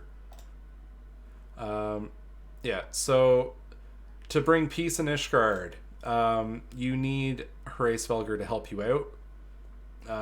He wants to test you. You go through his trials. He gives you his eye to give you the power to stand up against Nidhogg. You take him out. When Nidhogg's defeated in a really emotional, really amazing battle, which I highly recommend you go back and watch the cutscenes for. It's around patch 2.3 or 3.3. Justinian takes control of his body back, and he starts trying to choke himself out, and he asks you to kill him. But you and Alphanode like super bonded with Justinian. I didn't mention this, but like when you're traveling through Ishgard with, like, as your little ragtag bunch, and also Ysael fucking died when you're going to Azazla. She turned into Shiva, lost a fight with an airship. Pretty unceremonious way to put it. But given that Ysael turns into Shiva 3 times, I don't think she's ever been successful when she turned into Shiva. She's basically the jobber of Primals. She exists only to make others look strong.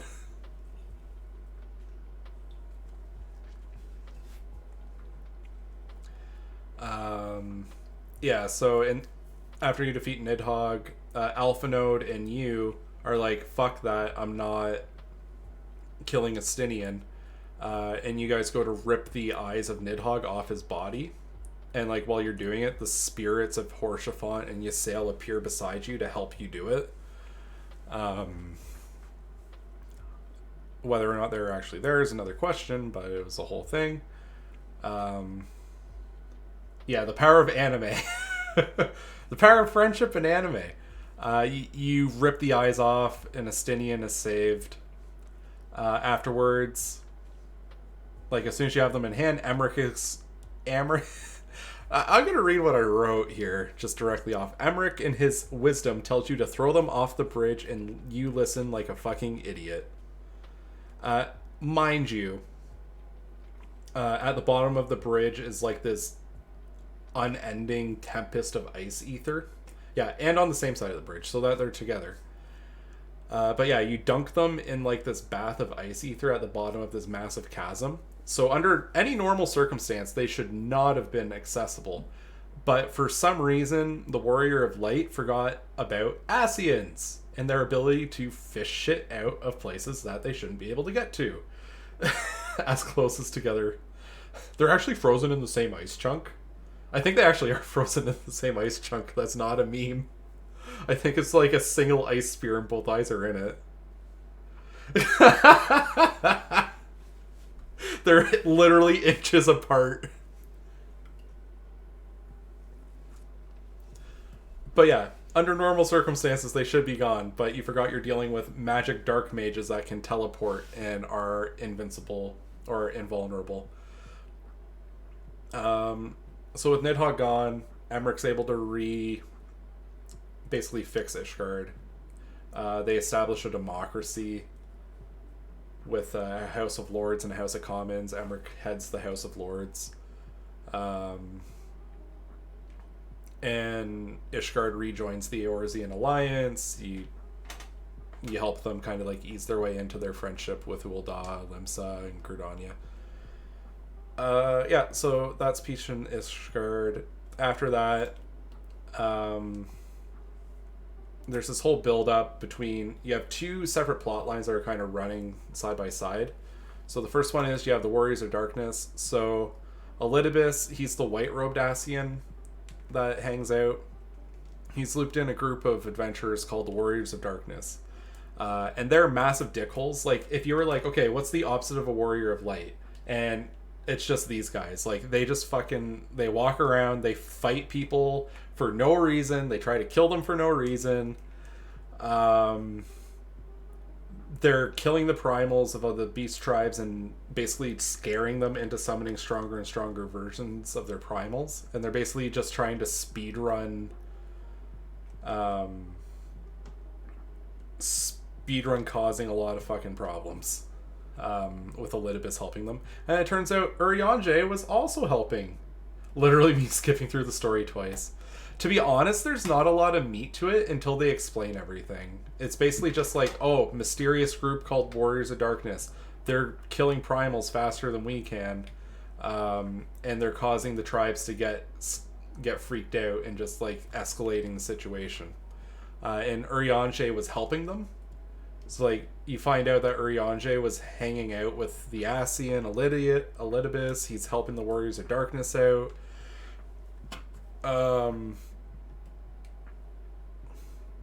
But, like, he was also working as a double agent.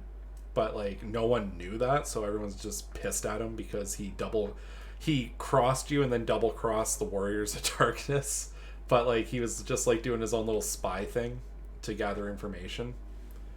And their reason for doing all this, they reveal, is so they're from some metaphysics of the world. So there are actually 14 reflections of the same world that split at a single point, and the Warriors of Darkness came from the first reflection. They were such good, strong heroes that they crushed every single source of darkness in their world. And this caused their world to become imbalanced and overpowered with light. And then the light was actually causing... the light was flooding through their world, and it was turning everyone into things called Sin Eaters, and they're these monsters that are very demonic, but in a holy sense. And basically, it's the same thing that happened with Iggiorm, but instead of it being darkness-based, it's light-based. Iggiorm did the same thing, but she caused a flood of darkness that turned everyone into demons called Voidsent. Igordiorm.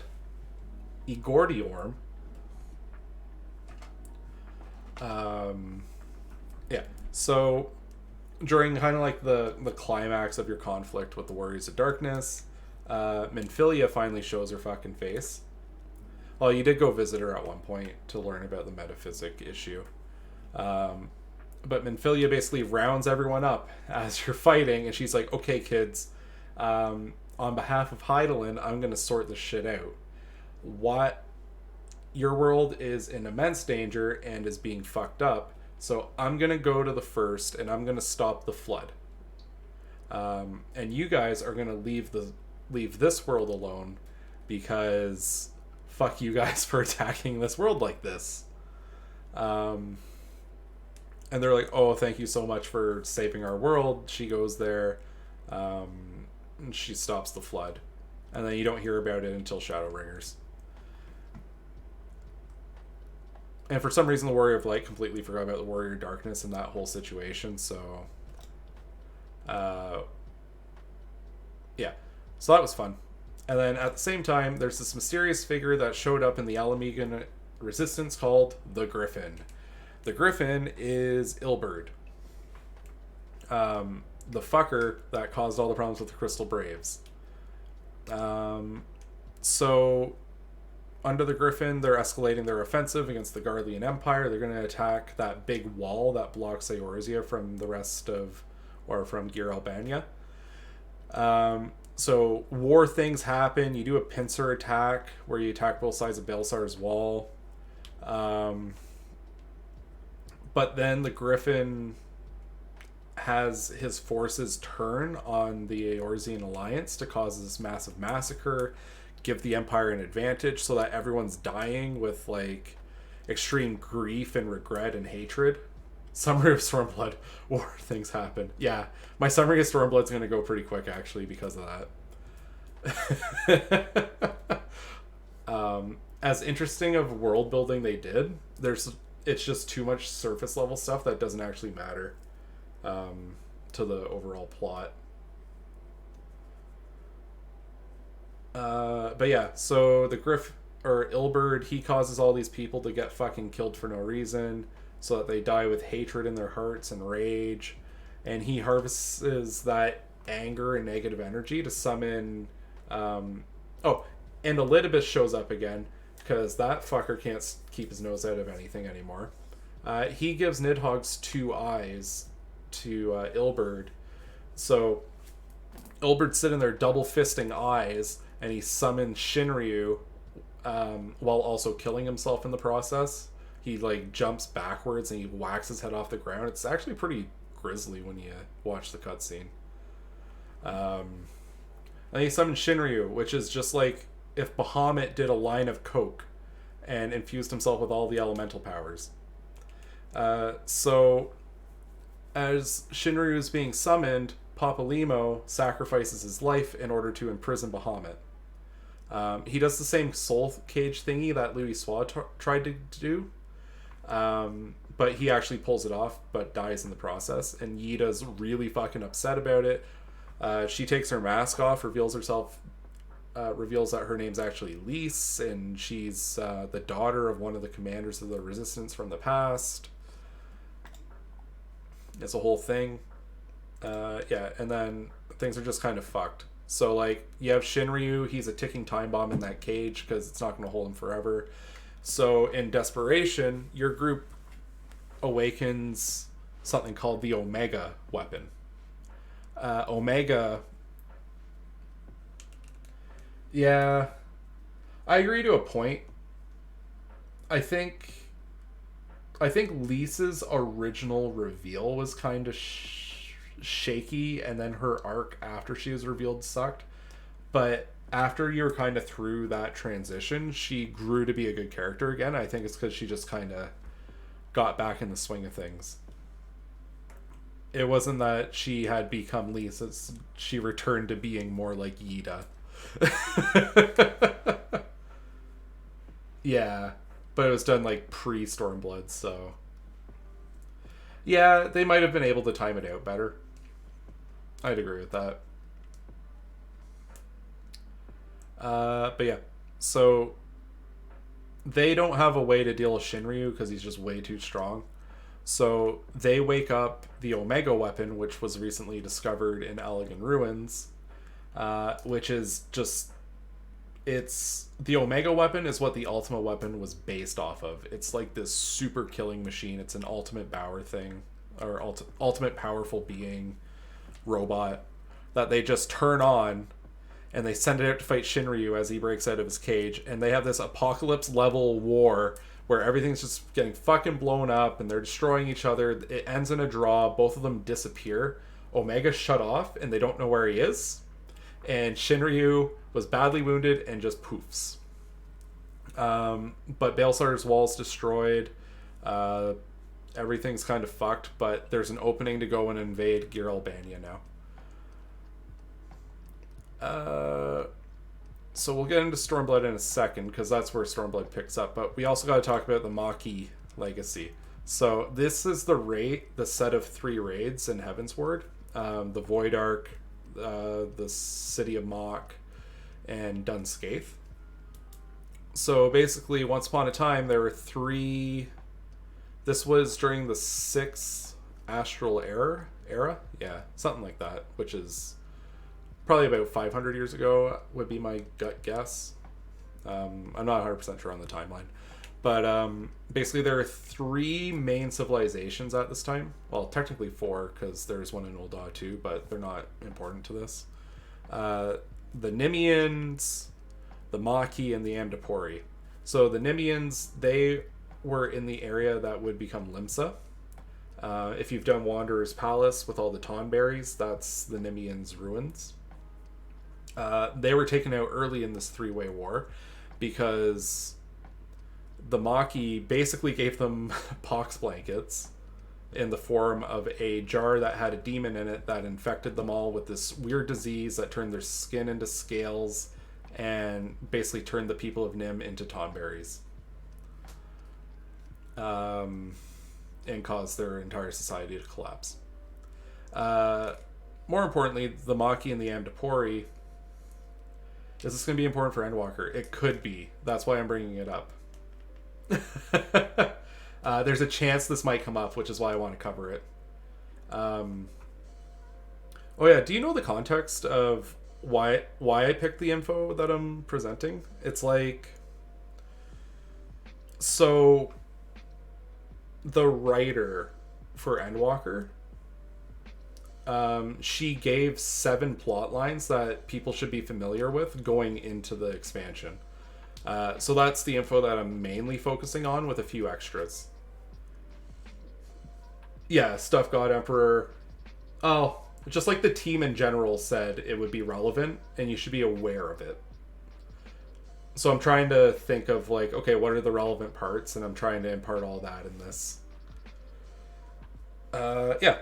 So they said the Maki was going to be an important little fun thing. So basically, the Maki, they were the practitioners and creators of black magic. The Amdapori created white magic.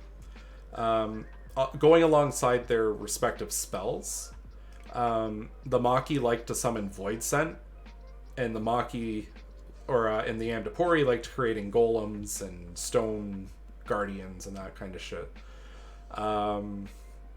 And relied on elementals a lot more. So they're having this all-out war, and things got way out of hand and caused the elementals to flood the world. In response to the flood coming in, the Maki created this big flying fortress called the Void Ark, that they summoned demons and used them as batteries for their flying ship. Not unlike Dalamud, to be honest. And they really went hard on the summoning. Like, I wouldn't say they emptied out the Void, but they had a lot of the key players of the Void's hierarchy imprisoned on this ship. So Diabolos, who you may or may not have dealt with at that point, if you did fight him, it was in the lost city of Amdapor. He was sealed there, and then you fight him as he breaks out of his seal. But if you didn't do that dungeon, he shows up here. Basically, he was waiting for someone to open the Void Ark, and then he comes in and he steals the body of the queen of the Void Scent, named Skaha. So that happens. I did not detail that enough. Okay, I'm just going to pop off about it. I thought I had more bubbles for this one. Yeah, so Diabolos steals the queen's body. He takes it to a city called Dunscaith. He also needs to retrieve some magic staff thing from the original city of Mach. So you're basically chasing Diabolos, trying to stop him from doing whatever he's trying to do with the queen. It appears that he's trying to resurrect her. But when you get there to Dunscaith, because the reason you're doing this is you joined Sky Pirates that wanted to invade the Void Ark, looking for treasure, and then you ended up opening Pandora's box and all the fucking demons and shit.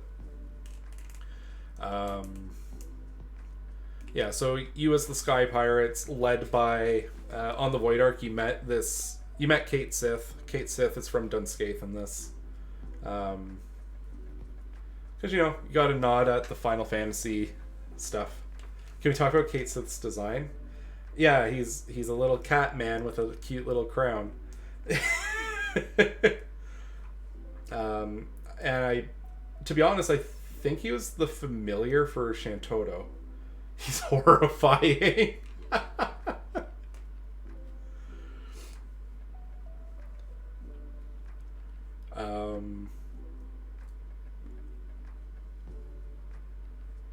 Yeah. I don't know if I'm making that up on the spot, but I'm pretty sure he was actually like the familiar for Shantoto, who was like the original first Black Mage. And a reference to Final Fantasy XI. She was a Lalafell equivalent that only spoke in rhymes. Very cool. Fun facts. Yeah, so you chase Diabolos to Dunscaith, you invade. He does indeed resurrect the queen, you defeat her in battle, but he's like, ha, you guys are idiots, I didn't actually want to resurrect her, I wanted you to weaken her for me, and then he fuses with her and turns into the super form, and he's just this void demon that wants to become all powerful. You guys kick his ass, and he dies. Sad. And then, like, the problems with the Void Arc are dealt with at that point. I think the key relevant part to that whole thing is the war of the Maki between Nim, Mach, and Amdapor. That's the key thing they want you to know, I'm pretty sure.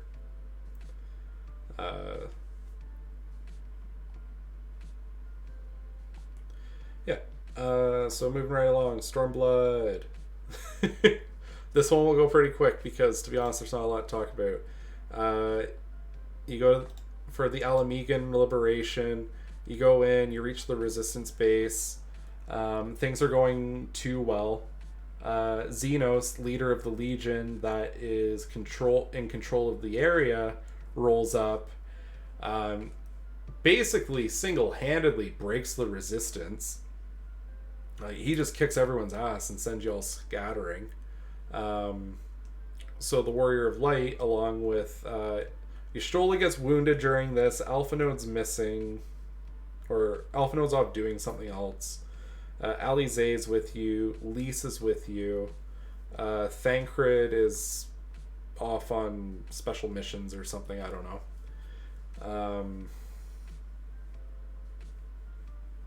Oh yeah, side note, you find Thancred when he just shows up in the fucking wilds and he's naked and he's just been a wild man ninja before he rejoins the Scions. But yeah, he's naked.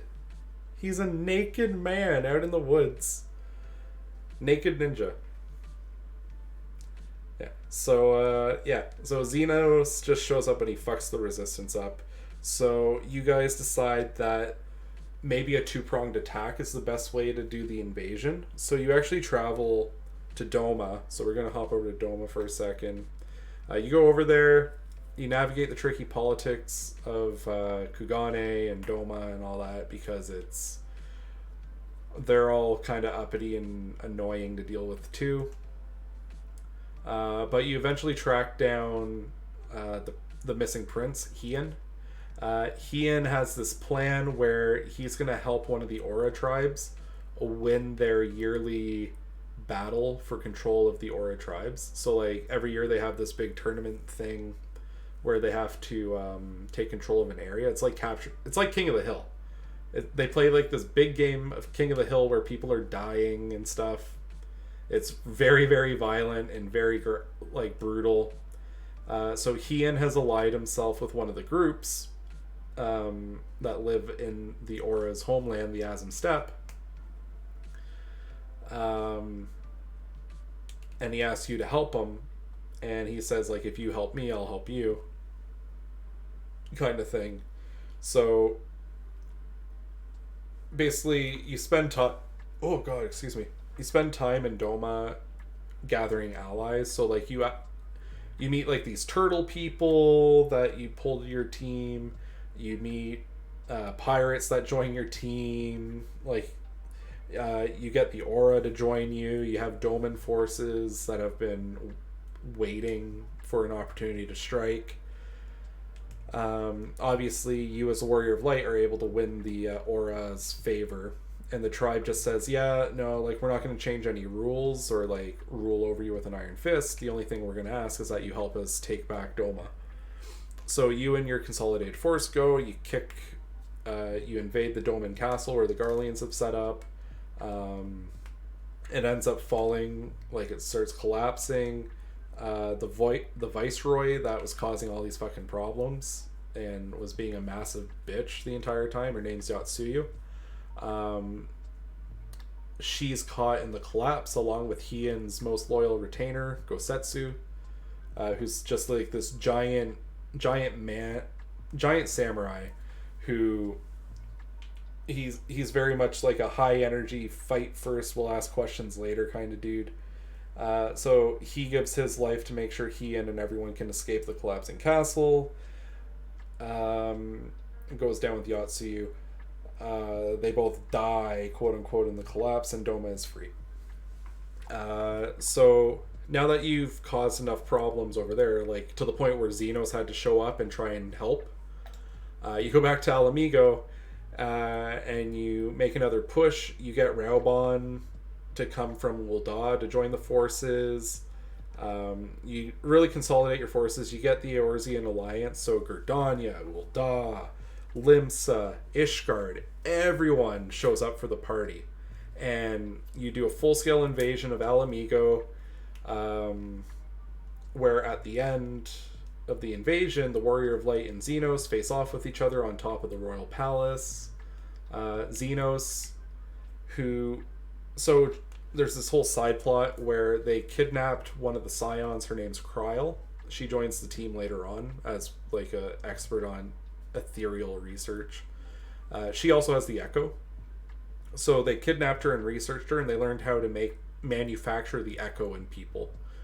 So they do a test run on one of the Alamigan, call them like special ops people. Her name's Fordola.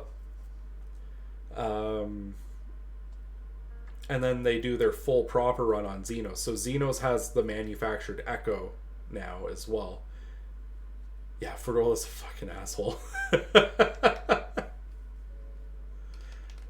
Yeah, Kryl's an official Scion. Especially since the students of Baldesion was forcefully disbanded when the island was sunk.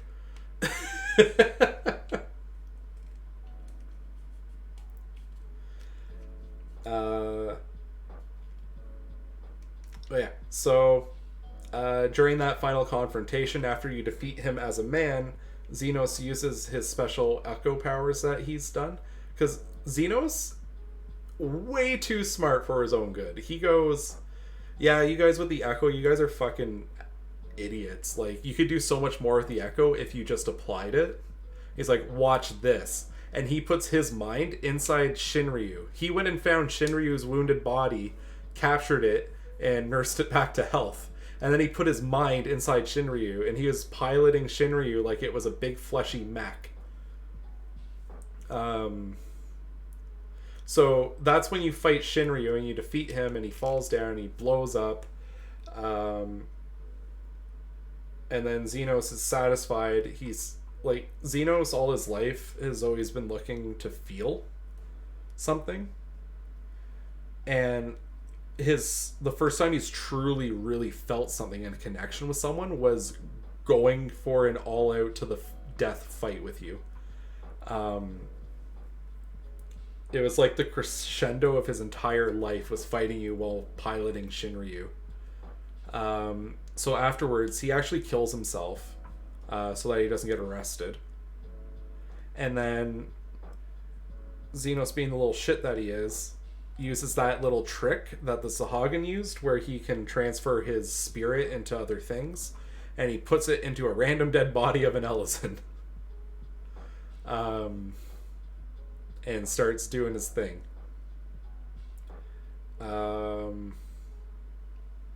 Like, just kind of like wandering around. He's like, yeah, I'll come back and get my body. So they entomb Xenos because they think he's dead. They start trying to deal with setting Gear Albania back up as a proper country. They have all these peace talks and they get everyone involved. There's this whole side plot where Xenos' body went missing, and it turned out that Elidibus went and picked up Xenos' body and is embodying Xenos. And when Xenos finds out that someone took his body, he goes on a hunt to go get his body back. So he's got to go walk over to Xenos has to go march his ass up to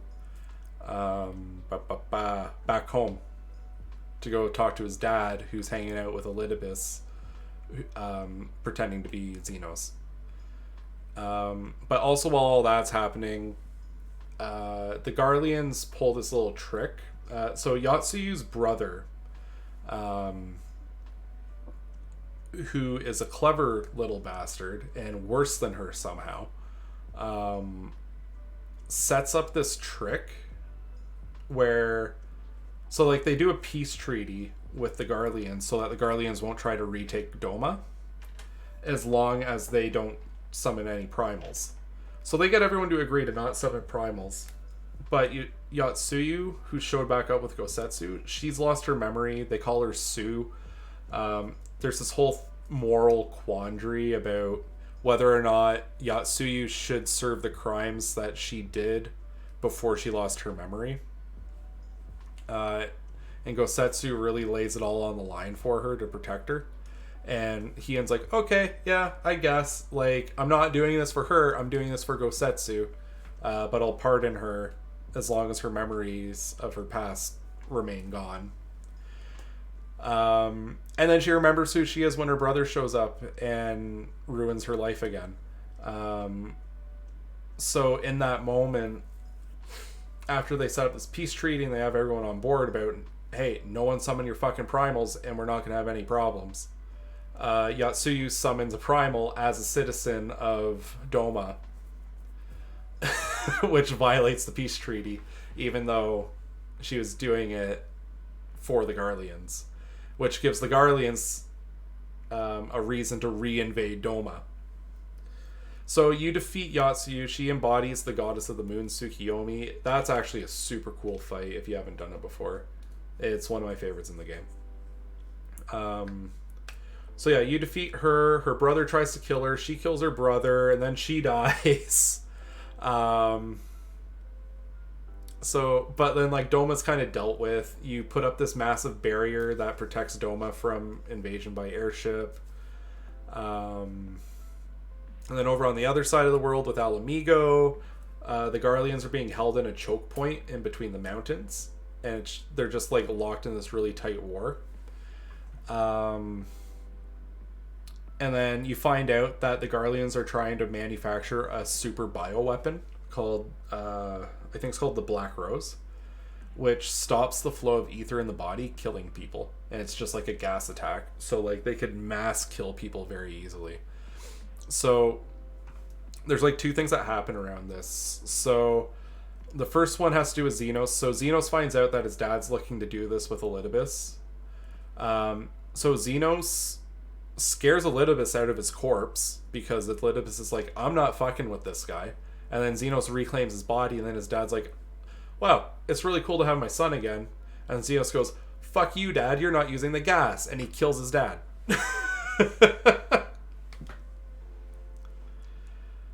But just before that, you actually meet with the Emperor, and he talks about a bunch of shit that I'll cover in a second.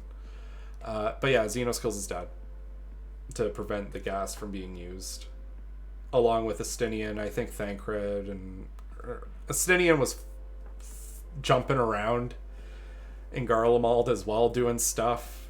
I don't remember specifically, but he was just like vibing out there. He was like hired on to do stuff for people. Oh shit. Oh no. Oh wait, no, we're not into Lahi yet, but we'll be there soon. No problem, man. Enjoy the rest of your story. I'll keep on trucking along here, because yeah, we're almost in Shadowbringers now. Actually, if you want to hang tight for a second, I still gotta talk about Evilise.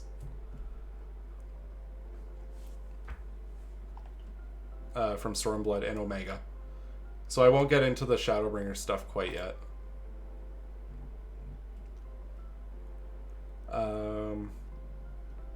But yeah, so all that shit's happening with the Black Rose, and then also at the same time, the Scions are mysteriously falling into comas. So there's this mysterious voice that's reaching out. It's giving the Warrior of Light some really bad migraines at the worst possible fucking moments. Like you're in the middle of a duel with Xenos now that he's back. During like this big military encounter in the Gimlet. Like in that choke point where they're holding the Garleans. And then you get a migraine and pass out, and then Xenos just like backs off, and like the two forces disengage. And yeah, so, and then after like you have your fight with Xenos and he, like, you guys break apart, Xenos goes back home and kills his dad over the Black Rose stuff, and he just wants to usurp the throne and cause chaos. Because Xenos doesn't give a fuck about anything else except fighting you now, because that's the only time he's ever felt good. That's the only time he's had any kind of good feelings. So he's all about just hunting you down and fighting and having another beautiful war. So after you deal with... So, like, that's kind of, like, where the lead-in to Shadowbringers is all the Scions are now in comas. And you're just trying to figure out what's going on. And then that you're kind of, like, in a holding pattern until Shadowbringers from there. So, also going on... so there's a theater troupe from the Garlean Empire... that they've been doing this stage show about a King Delita, and they want to uncover the truth of who they believe was a character that was erased from history named Ramza. And this is originally a fairy tale that they uncovered to be true. So there's this mythical kingdom called Ivalice, that they're using their plays and like their independent research to track down. So you actually find this hidden city beneath the country of, or the city of Dalmasca, which is another Garlean held territory that during all these different liberation attempts, so when Doma was rising up and Alamigo was rising up, Dalmasca also tried to rise up. And the guy in charge of Dalmasca just said, fuck that, and bombed the fuck out of the people to put them back in their place. But there is like a resistance force that's active there. They're led by a dethroned princess named Ash, and her general Fran. So you're all you're exploring this underground catacomb under Dalmasca. You find the hidden city of Ivalice. Was it Ivalice at that point? Maybe. I forget the names of each spot, but I'm a little fuzzy on it. The country's Dalmasca, the city's Rabanasta, and then underneath Rabanasta you find a hidden city, and you uncover the kind of like the next clue in investigating this, and you follow the clues. You go to this hidden lighthouse way out in the ocean called the Redornian Lighthouse. And then from there, you're led to the Gelmore jungle, where you find these ancient ruins. You find the spirits of the people from the play, or like the heroes of that story, are living there as spirits, keeping something sealed away. During this, you find out that the people of Dalmasca... Hello. Good seeing ya. How's it going, Yuchi? Yeah, so you go... Shit, what's the word I'm looking for here? Yeah, so one of the key things that happened that caused this ancient civilization to fall apart was they were using the white auracite to like store memories or concepts, and then like it turned out that using this white auracite as like a power source was turning them into monsters, and like they were it's vague what effect it was having, but it would turn them into like a reflection of their heart or something, which was quite monstrous, and it caused the downfall of their kingdom. Yeah, so you find this place where these heroic spirits are guarding, and at kind of like sealed in the bottom was this goddess named Ultima, who you do battle with and defeat with the help of the spirits of Ramza and his companions of ancient history. So a lot of wild stuff, but I think the key details they wanted you to take from the Ivalice storyline is the country of Dalmasca is a Garlean hell that was invaded and they put down the resistance with like great prejudice. And the Lost Princess of Dalmasca, Ash, is leading the underground resistance. They also have buy-in from Doma that if they manage to organize and they're able to kind of like push back, Doma will back them in their uprising. And then finally, we get to talk about Omega and what happened with our toy that we lost. So, basically what happens with Omega is Omega creates this pocket dimension that he keeps a bunch of other pocket dimensions in. And he's running the biggest crossover tournament arc. Like, Omega basically opened his own AO3 account and just started writing fan fictions of all his favorite characters fighting each other. His goal being he wants to find what the strongest creature in the universe, both in reality and fiction, is, and then he wants to fight it so that he can perfect himself. And he has decided that you also need to participate, and if you don't, he's going to destroy your world. So you're kind of like stiff-armed into doing this. So you fight against all kinds of like famous Final Fantasy villains. So like you fight X-Death, you fight Kefka, you fight Chaos, and you win your way through the tournament arc with Omega trying to understand where your power comes from. Because compared to these things that you're beating, you should have no chance of winning. Halicarnassus. Our raid team didn't get stuck on it for 2 months or anything. Yeah, so Omega's wiping the... Yeah, not me. No, not me either, never. But yeah, so Omega's running this tournament arc, and you're the most interesting thing to him because you shouldn't be winning anything, but you keep winning. Which really perplexes him. So he starts trying to do like extra tests on you. Like he tries killing Biggs and Wedge to just see how you react, to see if that helps. And then he tries killing Nero, who is like... Nero's a guy that I didn't talk about at all during all this, but he was like one of the key engineers for Garlemald.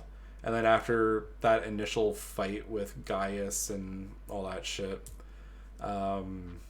went through, Nero kind of went dark and he started doing his own thing off on the side. He's a traveling engineer researcher now, and he's like rivals / kind of best friends with Sid. I would call them best friends. They're like hate best friends because every time they meet they have this massive pissing contest about who's smarter, and it's very much like a tsundere best friendship.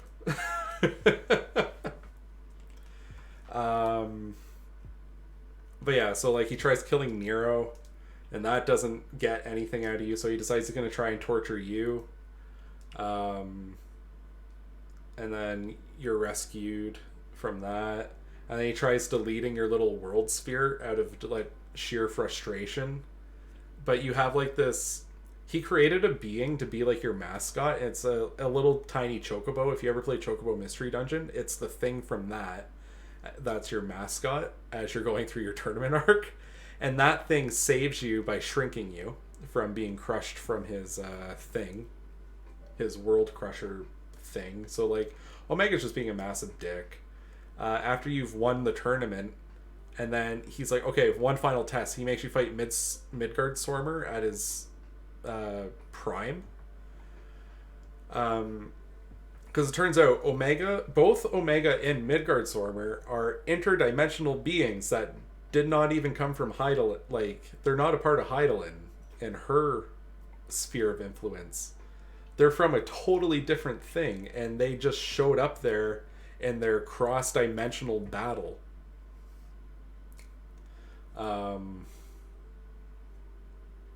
Yeah, like, I think Omega was created to hunt Midgard Swarmer, and they've just been, like, fighting each other over, like, for an infinite amount of time. So yeah, you fight Midgard, a copy of Midgard Sormer, because Omega's whole thing is he can materialize anything he wants, which is how he runs his tournament, is he just materializes the things that are going to fight each other. Yeah, so you fight Midgard Sormer, you win. Omega's like, okay, I'll personally fight you to see if I can figure out why you're so strong. You beat him. He still doesn't get it. Sid's like, well, maybe you should emulate what the Warrior Light does. Like, he brings a party. So then he splits himself into two beings, and then the two beings try to fight you, and you beat him again. If you do it Savage, he turns into like this perfectly ultimate form, and you beat him in that form as well. And then at the end of all that, he's like, I still don't fucking get it. Why can't I win? And Sid's like, it's life experience, baby. You don't actually do anything, so you don't know how to overcome stuff when you're caught off guard. And he's like, yeah, you right. And then he dies. And the problem with Omega's dealt with. So I think the key thing that they want us to take from Omega in his little tournament arc is the trans-dimensional battle thing, and the fact that him... I keep calling Omega like a him, but like Omega and Midgard Sormer, they're unbounded by Hydaelyn. They're from a totally different place that she doesn't have influence over. It's a very, very, very weird thing to think about in the context of 14, because Hydaelyn's like the goddess of all these different worlds and shit. So for these things to come from a totally different set of worlds is just difficult to comprehend in the context. But that's the key thing, I think, is that there are different world spheres is what I'm going to refer to them as. So yeah, that's Stormblood. That's all the shit from Stormblood. Shadowbringers. I'm going to talk about the Crystal Tower. And then that's... After I'm done with the Crystal Tower, Luke, that's going to be your heads up to get out, because we're going to blow right through the Lahi stuff. So first I'm going to talk about Crystal Tower and the Legacy of Alleg. We touched on it a little bit. How the Crystal Tower was built to be an infinite power source, to draw power from Bahamut, who is sealed inside the moon. And then they blew up and leveled their whole society. And that's where we pick up at the start of this plot line, which is just after Gaius is defeated. And the Garleans are driven out of Eorzea. You meet Nero, who is... You've never met him without his mask on, so you don't know it's Nero. But you start hanging out with him and a scholar from the Baldessian Isle of Baldessian named Graha Tia. And the three of you, along with Sid, who immediately recognizes Nero and exposes him as a sketchy motherfucker that we need to keep our eye on. The four of you start trying to investigate the Crystal Tower, which is just... You manage to break in there, you start exploring it, you find out stuff about Xande and his pact with the Cloud of Darkness.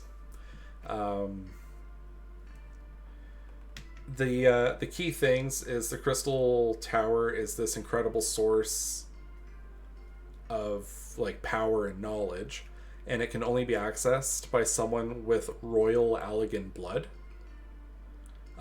which Graha just happens to have flowing through his veins. So Graha actually acts as a key to access the tower. So you fight your way up through the tower, you kill Xande. Cloud of Darkness opens up a portal between worlds. She wants to come and invade. So you go into the void and you kick her ass as well. So after you've dealt with the threats, like the immediate threats of the Crystal Tower, Graha Tia sees that the Crystal Tower is this massive threat to society if it falls into the wrong hands. So he actually seals himself inside the Crystal Tower and enters stasis to await the day that someone's able to open it in the future, and he can act as their guide and help them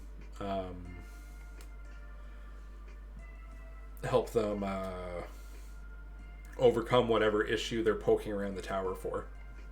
And in that extremely long period of time where he's in like this time stasis, he learns how to control the tower. He gains vast knowledge.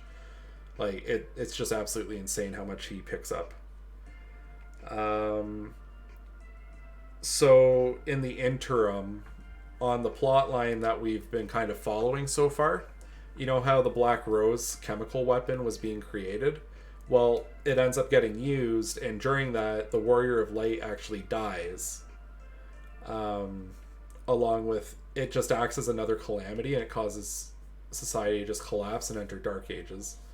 But it was the stories of your heroics that allowed people to work on, and eventually everyone was able to break into the Crystal Tower and awaken Graha, and they tell Graha about all, like, Graha learns about all of your heroic deeds from the past after you parted ways with him. And Graha realizes that the only way to stop this from happening again is he basically needs to do some timey-limey bullshit where he's going to go back in time. Or more specifically, he's jumping worlds to fix a problem that's like farther back in time, because the calamity wouldn't have happened if this other world was fixed. It's this weird balancing act where if you fix one, the other won't happen. But the only way to fully neutralize it is to fix both. So fixing one will delay it, but fixing both will eliminate the threat. And that's where the story of Shadowbringers picks up. Luke, that's your warning. Because we're about to get in some deep lore shit now. I'm giving you the time it takes for me to go and get a Coke to get out of here, my friend. So I'm just gonna take a couple minutes. Or not a couple minutes. I'm just gonna take a few steps over here. I have obtained my drink. I am returning. Run, Luke, run! No problem. Don't worry, there won't actually be a test. One more for good measure. Asians! That's the best part, because there's going to be non-stop Asian talk in the near future, because a lot of that stuff gets explained soon. Okay. Okay, yeah, so... fuck. Now I'm sad. Don't worry. You know it's always Asians. The answer is always Asians.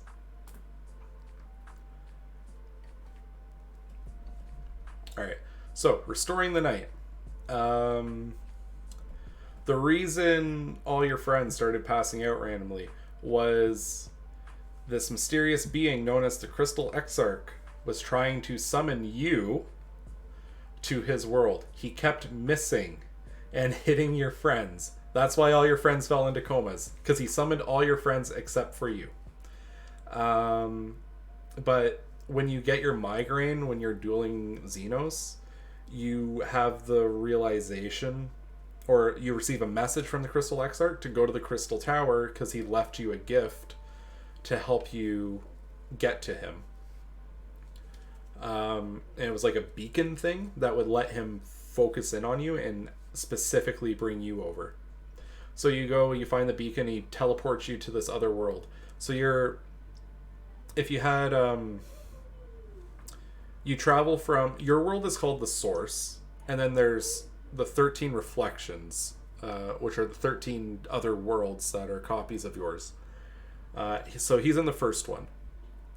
And you're literally jumping these world spheres, traveling from the Source to the first. So when you arrive there, it's the world that the Warriors of Darkness came from. It was overrun by light. People were turning into these light-based demons that when they attacked people, it would turn them into light-based demons. And basically the world was going to be frozen in time via light.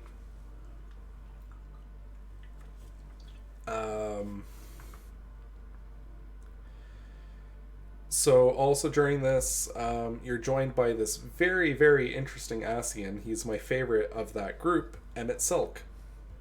Emmett Selk is actually the Grand great great great great great great great great grandfather of the Garlean Emperor and Xenos and all them. He's also the founder of the Garlean Empire. He's like, he reveals all this during the scene just before the Emperor gets killed by Xenos. But yeah, so Emmett Selk joins you guys and starts hanging out with you because he wants to test you guys. He wants to see if you're worthy enough to work with, because he doesn't want to outright fight you. He just wants to see, like, you know what, like, all my friends have failed dealing with you because they keep fighting you. What if we just talked and hung out? What if I got to know you? So that's Emmett's approach. He's just going to hang out with y'all and just have a good time. Also, during your journey, Ardbert, the leader of the Warriors of Darkness, his ghost followed you around as you travel around this world. He's watched it fall to shit, but he can't intervene. And it really breaks his heart watching everything just fall apart after he worked so hard. Yeah, so basically the whole idea is each region of... There's only a small country's worth of space left that people can live in this world, called Norvrent. And each area in Norvrent is presided by they call it a Light Warden. Now, the Light Wardens are just especially strong. The beasts are called Sin Eaters. So it's an especially strong Sin Eater that is, as long as it lives, the sky will be blotted out by light. And under normal circumstances, when one of them is killed, its power just transfers to whatever killed it and turns that into a Sin Eater, so it's impossible to get rid of them. Luckily, the Warrior of Light, using their blessing from Hydaelyn, is actually able to absorb the light from the Light Wardens without being turned into a Sin Eater. So you travel around with your group, just learning about Norvrent and all the different things it has to offer. I'm not going to dive too deep because we'd be here for hours talking about the lore of Norvrent. But the idea is, like, you travel to different areas. So, like, in one, there's, like, a Mirror of Mordona that's all, like, purple themed and very pretty. That's where you defeat your first Light Warden and night returns to the sky there. And then you travel to the desert. It's like it'd be equal to Ul'dah. I mean, you don't defeat the Light Warden there right away, but, like, you find Alize. She's working in this treatment center for people that are slowly turning into Sin Eaters. So, like, they've been infected and it's a slow change for them. So you're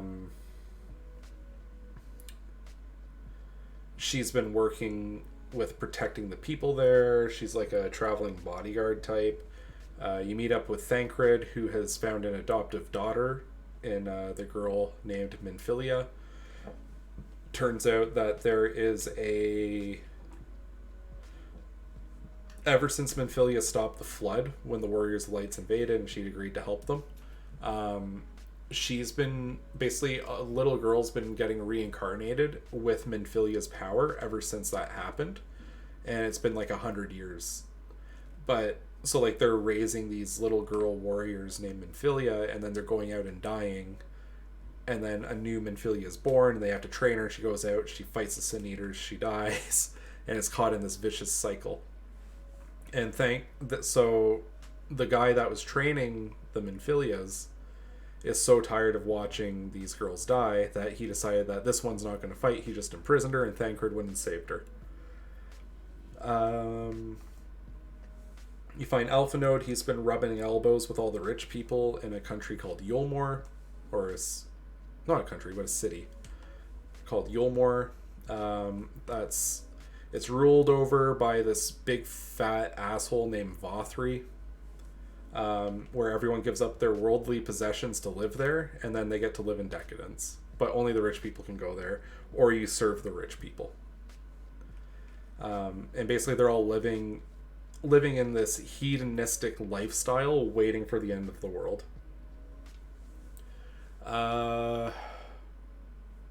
Yeah, so you meet up with Alpha Node there, who's been gathering information and hanging out.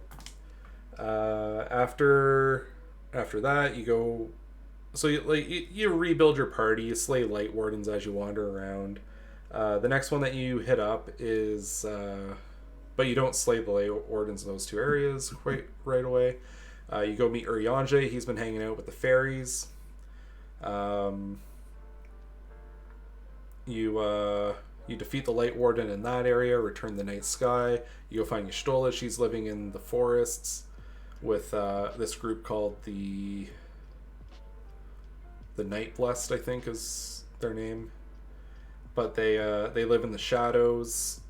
They don't use their real names. So Y'shtola actually took up the name Matoya in honor of her mentor. But yeah, it's a whole thing. You go defeat the Light Warden there. You just travel around, defeat the Light Wardens. The only Light Warden that's worth talking about in depth is Vothri. Because it turns out Vothri's half human, half Sin Eater. And you have this big duel where halfway through he turns into this really hot angel. And everyone makes the meme of, oh no, he's hot! So yeah, after you defeat all the Light Wardens, you can't handle it anymore. And you start turning into a Sin Eater. And Emmett goes, oh, I'm so fucking pissed that you can't handle it. You're useless. Okay, that's it. This is the end of our partnership. You guys are fucked. I'm going to let the world end. And he goes and he makes his own little city in the bottom of the ocean to hang out in until the end of the world. So the reason Emmett was so pissed is, this is the truth about the Ascians, and this is major plot points, so take some mental notes here. So once upon a time, there was a single world. And in this single world, the Ascians lived. The Ascians had the power to create things with their mind. So they could think of a concept and then materialize it using, like, craft magic. And what ended up happening in this utopian society where everyone had everything they could ever need, and they really advanced technology, and they advanced philosophy. All they would do is hang out and debate with each other and make stuff, and it was a perfect life.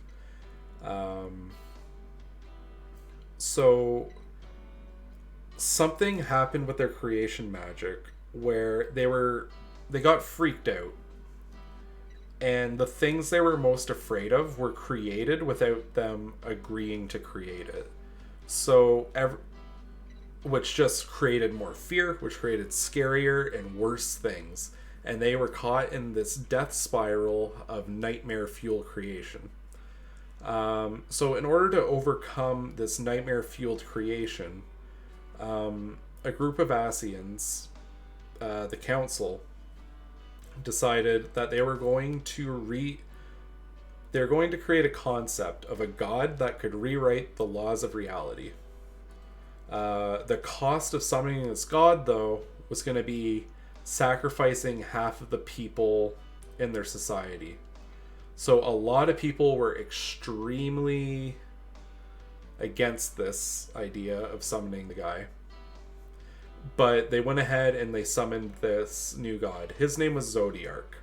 Zodiark stopped the chaos and stopped the downfall. They didn't expect Zodiark was basically the first primal because of this. And everyone that participated in the summoning of Zodiark was kind of like enthralled by him. So they work to serve Zodiark now as part of like the rewriting of law.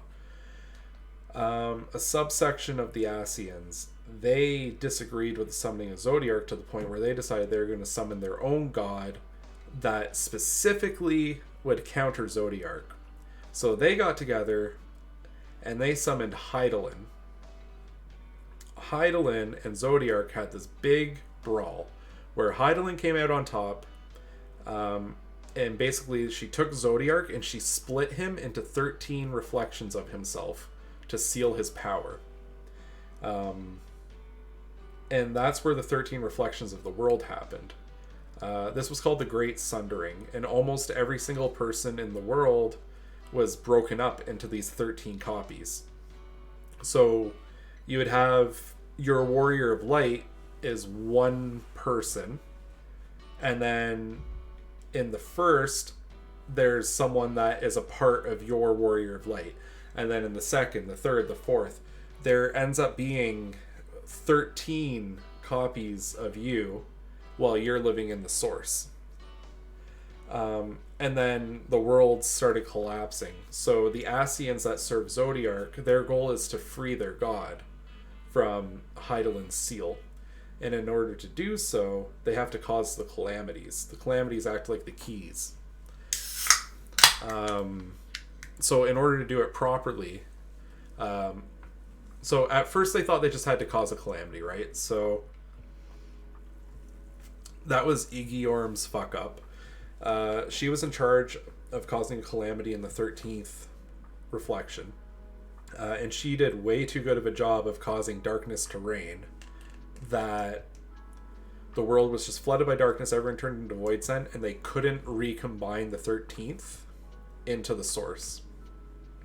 So that's when they figured out that you had to create an ethereal aspected calamity in one world and cause a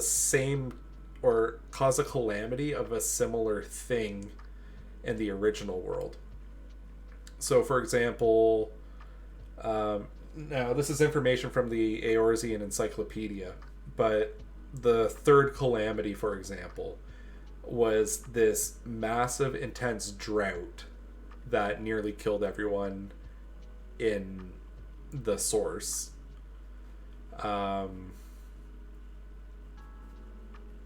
So that would be a fire aspected calamity. So when they combined the world that's associated with that, they would have caused a fire-based calamity in that world as well, similar to how... So there would have been like a flood of fire that engulfed that world and destroyed everything. So at the time of that happening, they also triggered the drought, which was the calamity of fire in the source, and that allowed the two worlds to combine back into one. So bit by bit, they're trying to restore the original world by combining these places. So each calamity that's happened, there were 7, was a recombination of the worlds into the original source. So they had already run through 7 of the 13 by the time that Bahamut happened. And the 8th calamity was going to be the Black Rose issue that was going to be driven by the Garlean Empire. And when they completed that cycle, the first, which had been flooded with light, would have been fused back into the source as well. Sacrificing all the people in the first as well for that purpose. So we have these worlds that are being sacrificed to free Zodiark bit by bit. But to Emmett, these aren't really people, right? Or like the Ascians in general. These are fragments of the people they once knew, and they're doing it for the greater good to bring them back. To them, they're like pets or animals or consequences of an action. They're not even a being. So that's kind of the driving force behind Emmett and the Ascians as a whole. So he thought there was a chance that you could overcome the laws of reality if you were able to handle absorbing all of the Light Warden's energy, because then you single-handedly could have changed things, and that would have been his ticket to working with everyone. But because you failed, he was like, okay, it's a failed experiment, fuck this, we're doing it my way.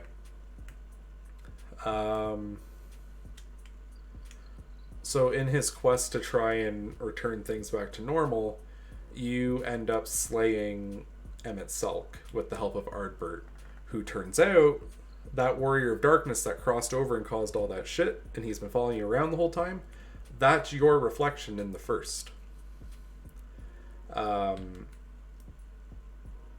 So with yours and Ardbert fuses back into you, which returns a massive portion of your strength as if you'd been doubled up in power level. I can't think of a better way to put it.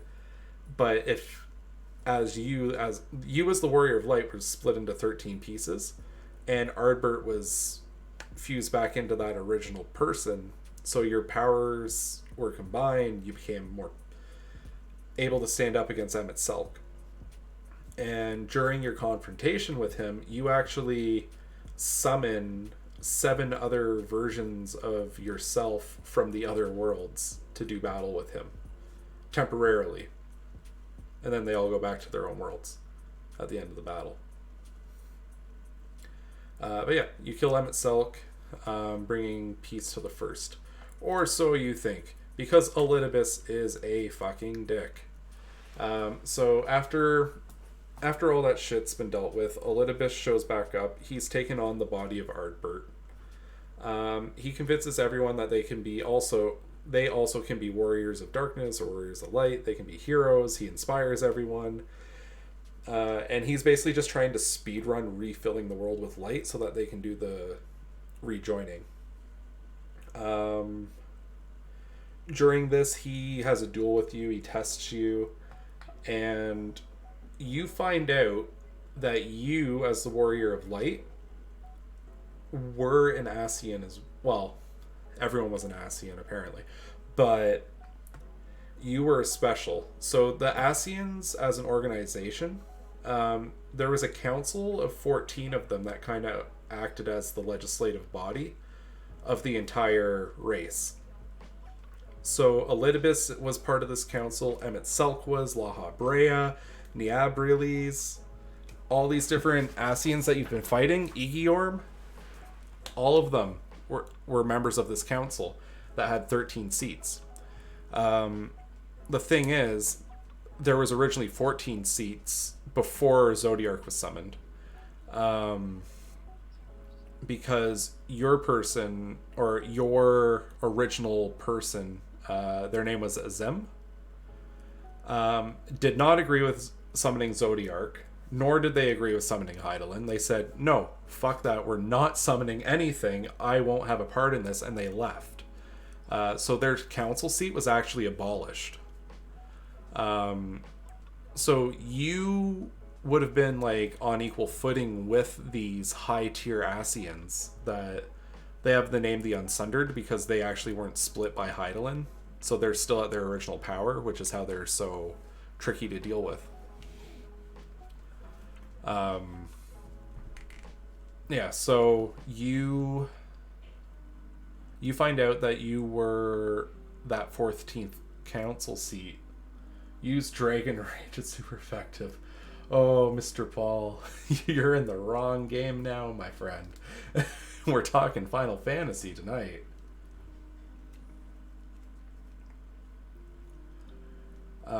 Yeah, so you find out that you were a member of the council. You were the 14th member. You join. So with this knowledge, you find this crystal that Emmett Selk had actually made for Azem. Because it turns out... Okay. Hi, bye. I'll talk to you later.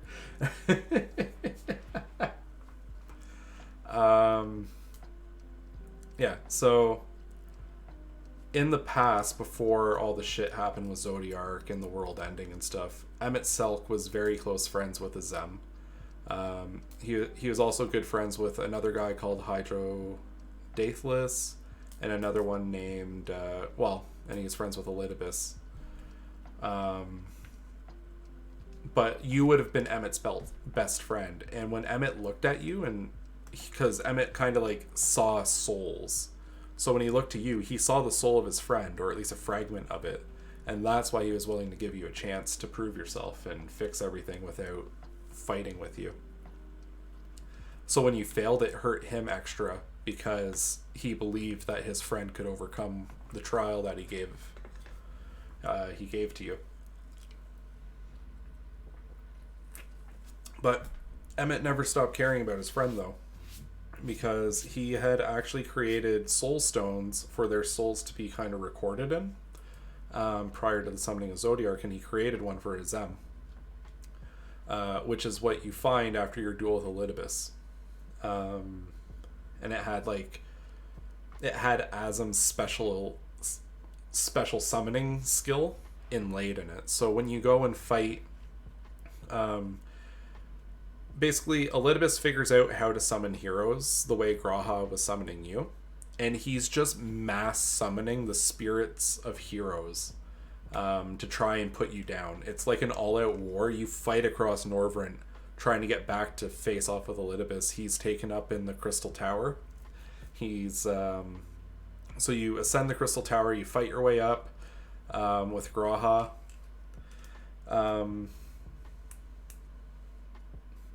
You can see I have a bad typo there because I said you defeat Graha. You defeat Elidibus with the help of Emmett Sulk because of that crystal that he left you.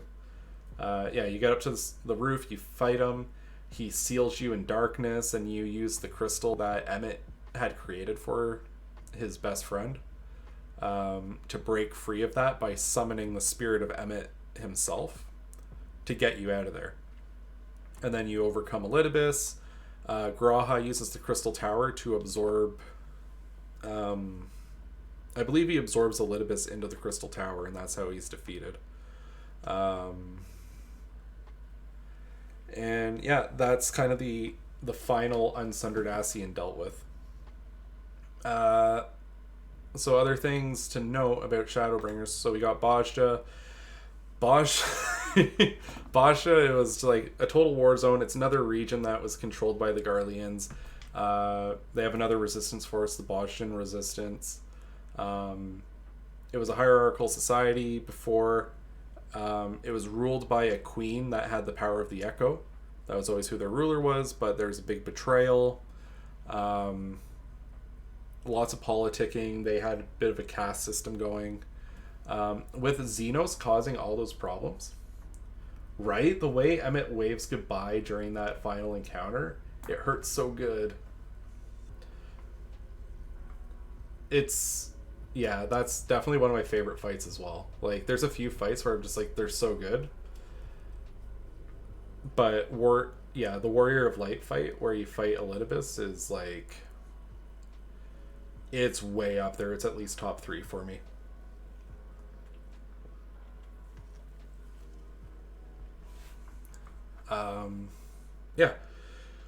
So, spinning back around, so with Xenos causing massive problems in the Empire by killing the Emperor, taking the throne, and not wanting to lead, letting everything go to shit, all the different legions that are in charge of different countries are kind of scattered and don't know what to do. We do stand Xenos, but Xenos is not a good leader. Xenos is a shit ruler because he just doesn't do it.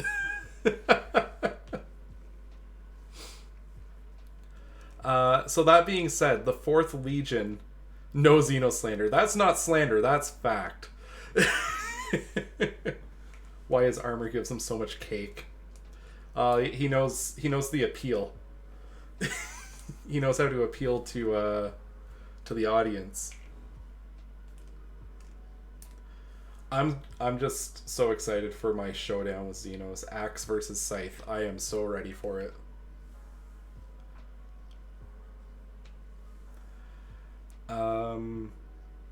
So with the Empire's central command basically in tatters, each legion's kind of doing its own thing now.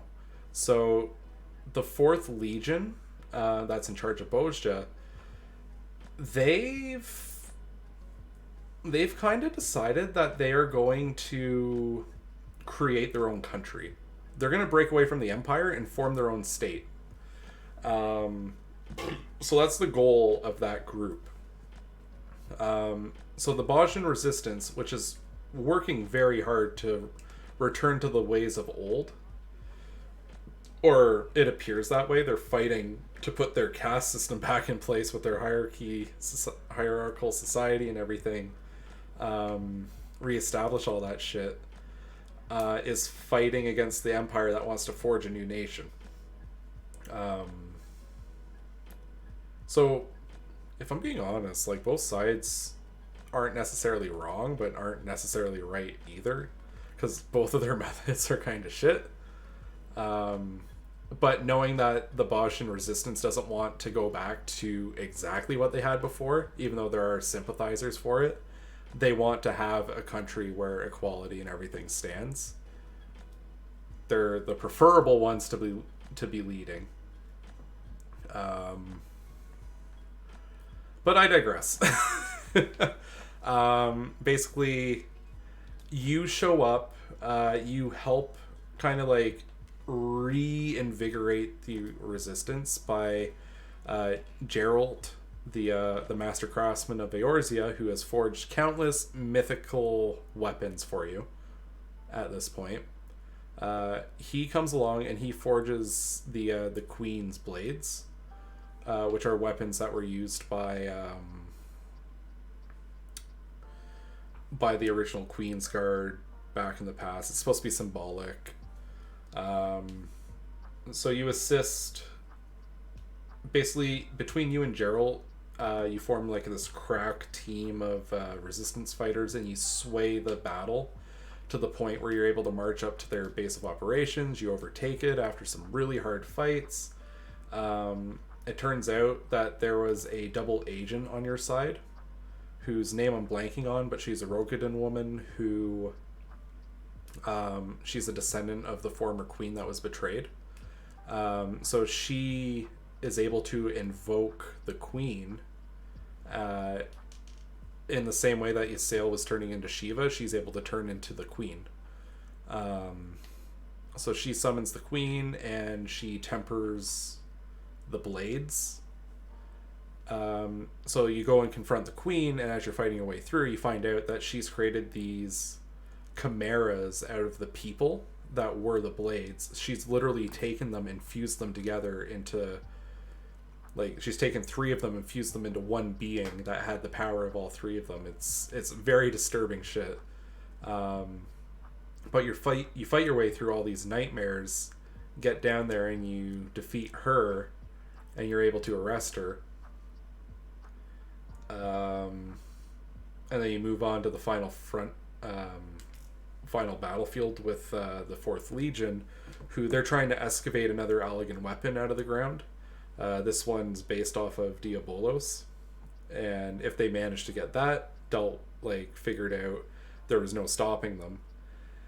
But just in the nick of time, you're able to overcome them. There's this whole thing with the Rogadin woman, whose name I'm blanking on right now, coming back. The Bajan resistance ends up deciding to execute her to kind of like open up their new life. You've wiped out the Fourth Legion from Bajda. They have their freedom back. They start rebuilding. Also to note, the resistance from Dalmasca backed you during the final battle. They provided air support and soldiers to help you push into their thing.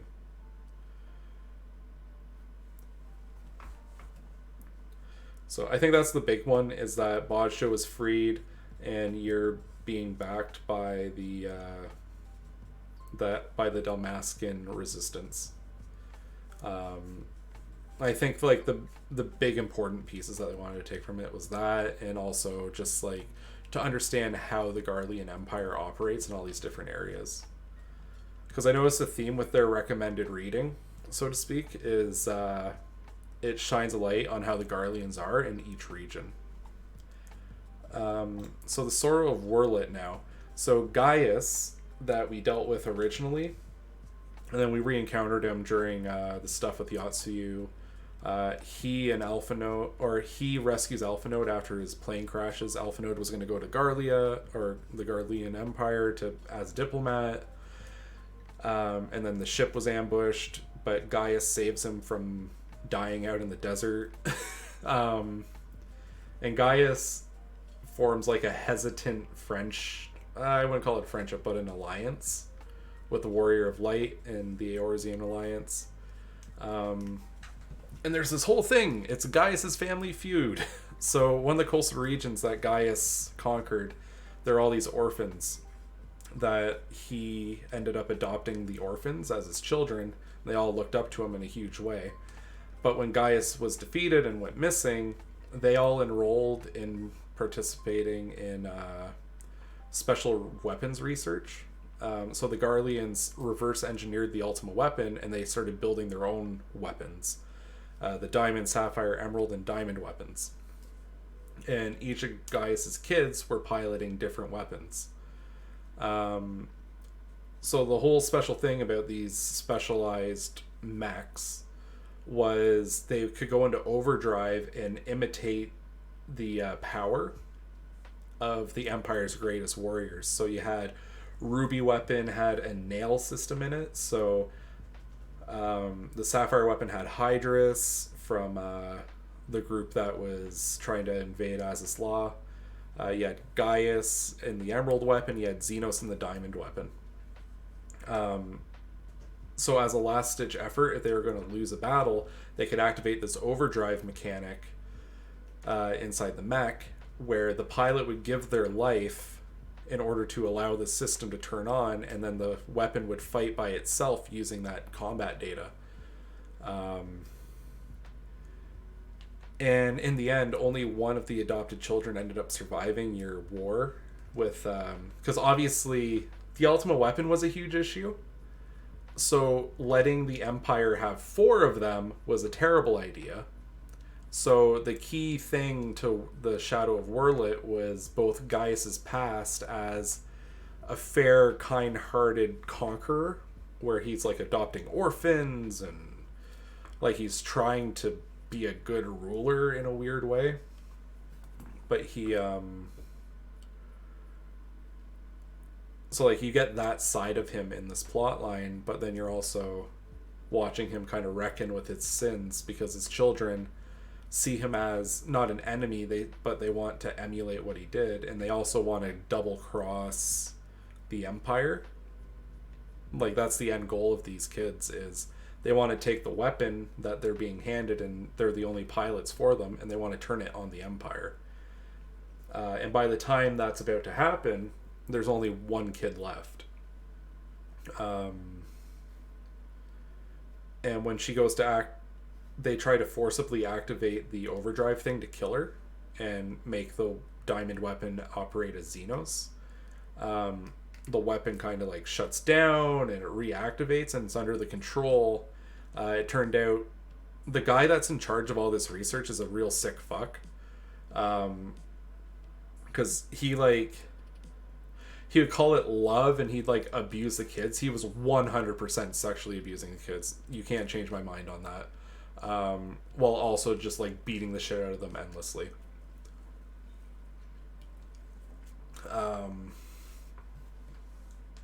Yeah, so like the dude was just a total monster, and he got so much worse when he had Gaius' kids under him too.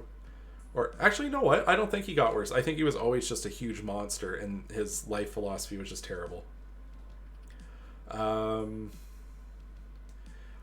So to perfect the diamond weapon, he actually used one of the kids' brains or minds to act as like the AI for it. But the kid's will overcame the system, and he was able to take control of the pilot and protect his sister, who they were trying to kill by activating the overdrive. That's what the fight with the diamond weapon is. But yeah, at the end, Gaius kills the guy that did that all to his kids. You help the last kid at least move in the right direction with dealing with all her trauma that she's experienced after all that shit. But Wurlit is liberated. I believe Gaius stays in Wurlit temporarily to help them establish themselves. Yeah, that's all dealt with. And then finally, the Telephora. Basically, it's the hedonistic murder party that Xenos and an Ascian named Fandaniel are putting together. Basically, all Xenos cares about is fighting the Warrior of Light. They're obsessed with just having a grand, amazing battle with you. And Fandaniel wants to recreate the End of Days. So, by their powers combined, extreme fuckery goes on. For example, they kidnap countless Beast Tribe members to summon lunar versions of Primals. So remember when we laughed at the idea of Bahamut being dead? Because they summon another Bahamut. They summon Lunar Ifrit. They summon Lunar Odin. They summon Lunar Ravana. Like, they're able to manufacture Primals by torturing the Beast Tribes. And they're just trying to create the end of the world. Is what they say is their final goal. I feel like there's more to it than that. Maybe not for Xenos, but for Fandaniel, I think there might be more to that. But essentially, the idea was, or like, the logic behind Fandaniel and his little Teleforwa party is, with none of the Ascians that were unsundered still around. So you had Emmett Selk's gone, Nia Brayleys, like the whole crew, they're gone now. So all of the partially recombined Ascians are like, hey, let's go have our own thing now that it's very much the cats are away, so the mice will play situation. And the mice decided they want to burn down the fucking house. Yeah, so that's kind of where we're at, is we're setting up for that final confrontation with Xenos and Fandaniel and their murder death party. Last thing, just like side things to bring up. So the Warring Triad. So this is from Heaven's Ward. It's the three of the primal fights in it. Basically, the Elegant Empire, they managed to capture 3 primals, similar to what they did with Bahamut, and they're keeping them inside their research facility. But when Thoradin went up there and fucked around, it broke the seals. So Sephiroth was the first one you deal with. He's a giant tree man. Sophia, she's a goddess that was worshipped in the country that Bahamut was worshipped in, Mericidia. She had this really twisted thing about balance. So, for example, if you look at the lyrics of her theme song, it's the story of a little girl who, her family falls apart when her dad dies in war. So her mom starts abusing the hell out of her. And she hears the whispers of Sophia, so listening to Sophia, she takes her mother's life. And then Sophia says, you have to maintain balance. And to Sophia, maintaining that balance is the girl killing herself. She took a life, so now she needs to give up her own life. And then you had Zervin, worshipped by centaur boys that were also lizards. Not a lot to say on that one. But the key thing is what's going on around the primal fights. So you had Hydrus, who is a Garlean Legion general, who he was legitimately invested in finding technology to protect Garlemald. Like, he's a true patriot of his country. But he also has honor and recognizes a threat and can team up with people as needed. And that's shown when he gives his life to protect... I forget who he saves, but he gives his life up to protect someone from Zervin, and he's killed by Zervin. And then the key person here is Unu Kalhai, who... he's this kid that he's wearing a white robe and a mask when you first meet him. And he's hanging out with Elidibus, and he's guiding you on your journey to deal with the... they're called the Warring Triad, those 3 primals. So...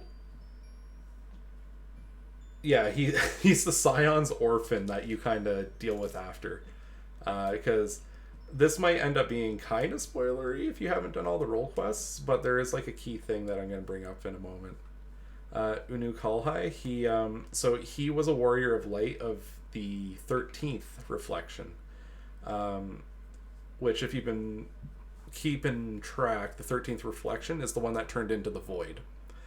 So he just failed so utterly to stop Igiorm that his world was turned into hell, essentially.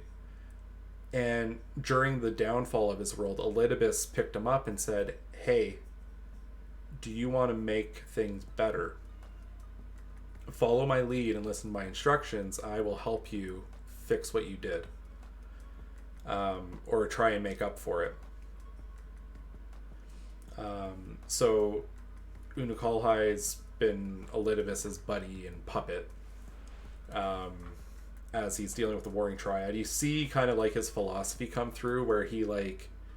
There's like a button that executes all of Sophia's followers instantly. And he happily fucking presses it.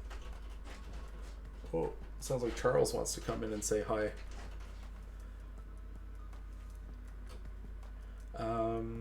Yeah, Shadowbringers. Look at that, I found some unexpected other art. So there's the people that you go on the role quests with in the first. I have it broken up into the 4 types along with the kind of like the summary at the end. So the tank. You can see I kind of found my second wind when I was making this Prezi because like it got really pretty again. Yeah, so Granson, he's the guy that you work with if you're a tank. He's trying to hunt down the paladin Sin Eater in Shadowbringers. His fiance was turned into a Sin Eater and he had to kill her. His fiance was turned into a Sin Eater by that paladin Sin Eater, Brandon. So it's guilt and vengeance that drives Granson forward. And during your hunt for the Sin Eater, you find out that Brandon had to do something very similar when he was alive 100 years ago. I'm going to open the door for the cat 1 second. Hello. You want to come in? Hello. Come on in, buddy. Yeah. Hello. You're interrupting my presentation, buddy. Come on up. There you go. Good boy. Yeah. So, Granson, at the end of the hunt, it's no longer about vengeance, but it's about atonement for not just himself, but also Brandon. Because he feels like a weird kinship with the paladin, because they've had to go through the same things. In Brandon's case, he was the bodyguard for a princess in his kingdom, and the princess was transformed into a demon that he had to kill. So he had to kill his loved one and his charge to protect. You have Healer, the Tale of Giot. Basically, she was a dwarf that was sent out to deal with the Sin Eater that took the body of Lamet, who was one of the Warriors of Light. Lamet, she 100 years ago, she broke dwarven traditions by taking her helmet off. In order, or wait, no, it wasn't because she took her helmet off. It was because she made contact with the outside world or something. It was a stupid rule, but she was seeking a cure for a disease that was ripping through her people. And her prize for doing so was banishment for breaking tradition. So she saved her people, and then they threw her out of her home. So during the showdown with Lamet's Sin Eater, Giot's kind of forced into a position where she also has to break tradition, and she takes her helmet off and throws it on the Sin Eater to confuse it and allow you guys to beat it. But in doing so, she also gets exiled from her home. And now she's just a little dwarf out on the town having big drinks and good times. Physical DPS. So Lou Reek, he's like a trust fund baby from Yulemore that wants to be a Sin Eater hunter. And his parents are like, it's the equivalent of a kid that like, he tells his parents, I want to be an artist, but he's not a very good artist. And the parents are like, no, you're not going to succeed. We want you to go to school. And he's like, no, art. But instead for Lurik, it's no, fight. But he's not really that great of a fighter. And everyone he hires doesn't want to fucking deal with him after going out on a single outing because he's such a pain in the ass to work with. It turns out that he's trying to be the character from... So his wet nurse, from when he was a baby, used to tell him stories about this hunter named Renda Ray, who was one of the Warriors of Light in the past. She was the ranger bard person. And the story went that she hunted this great beast by herself, but in your investigation you find out she indeed had a team backing her, and that kind of humbles Lurik. And you have like this big blowout because he gets pissed at you because you keep having visions while you're hunting. But the two of you manage to defeat Renda Ray and put her soul to rest. Finally, the magic DPS, you have Serrig and Tainer.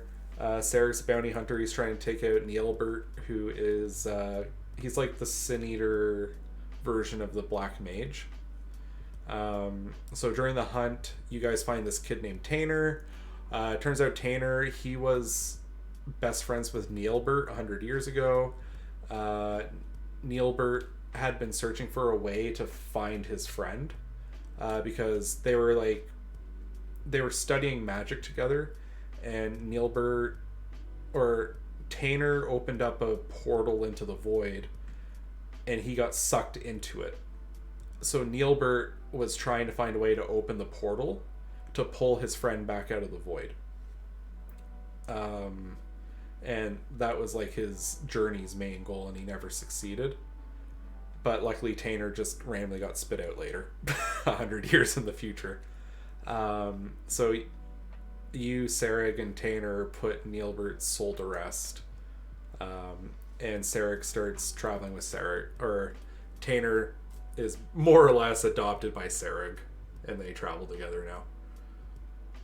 So after you do all those role quests and you do all the Eden raids and all that shit, there's a final story about Ciela, who is the barmaiden in the Crystarium.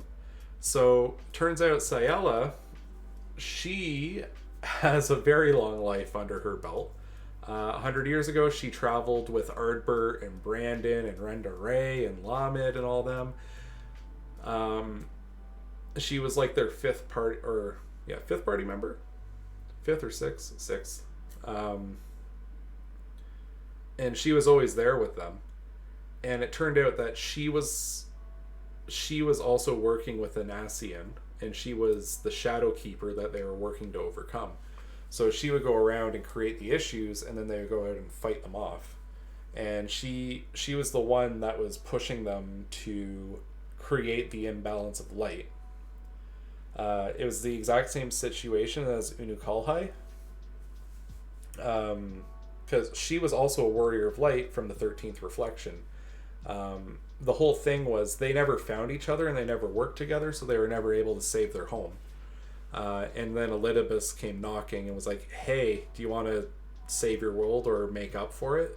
Work with me and do this. So Ciela traveled around creating chaos as the Shadow Keeper.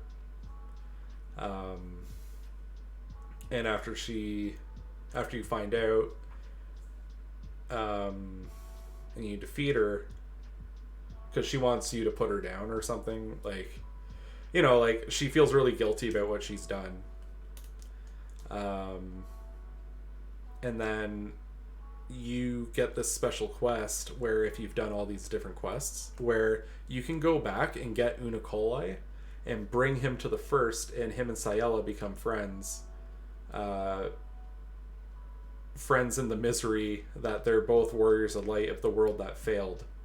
But now they have, at least they have each other as people that came from the 14th or 13th. To be honest, I don't know why they felt we needed the role quests for context. I guess it's just more interdimensional travel shenanigans, because my expectation is the expansion is going to rely heavily on metaverse, trans-dimensional, world-jumping bullshit. I think that's going to come up a lot during the story. Finally, I'll just touch on the tempering thing, because this came up. I feel like it might be important. So the way tempering works, we talked about it when we were going through with the Primals. It's one of the key things that happens along the way where we learn how to undo tempering. So basically what a Primal will do is they will change the etheric balance in their victim. So if you were Ifrit, you would increase the fire ether in someone's soul, and that would bind them to your will. So the case that you see in the story is the kobolds. Titan's tempering increased, it basically edited their soul to increase the amount of earth ether in it, so they would all listen to Titan. And what you end up doing is you forcibly undo the tempering for like some of the key people, and everyone listens to them, and you develop a way to cure tempering. And extreme cases of tempering will actually change the physical appearance and abilities of the people. So a light tempering where you're just listening to the primals, one thing, but if it got so bad that your soul is twisted and warped and they can't undo it, and you'll turn into some kind of monster or something. That's what happened with the Void Scent, for example. So in the 13th, that was flooded by darkness. Everyone's souls were flooded with dark ether, which twisted their bodies into demons. And that's where the Sin Eaters would have come in as well. Their souls had so much light ether in it that their physical form was corrupted, and they turned into light-based demons. So I just think that's an important piece to highlight, that I didn't cover during the regular adventure here.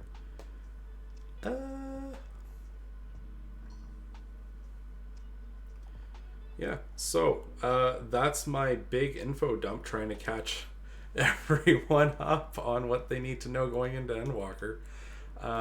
Predictions that I have: Pandemonium, the raid tier that they've revealed that had La Habrea's face, I believe that's going to be the respawn spot. Had filled too many thoughts. Well, don't worry, there's going to be a saved VOD, so you can come back and look at it again if you want.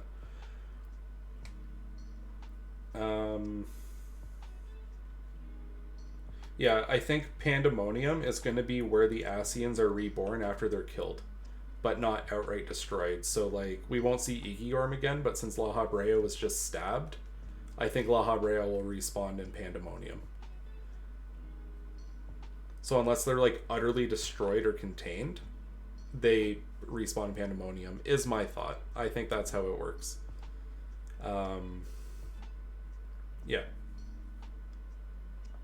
That's one of my big predictions. I had this talk with Akari before, but I don't remember the specifics that I had in mind.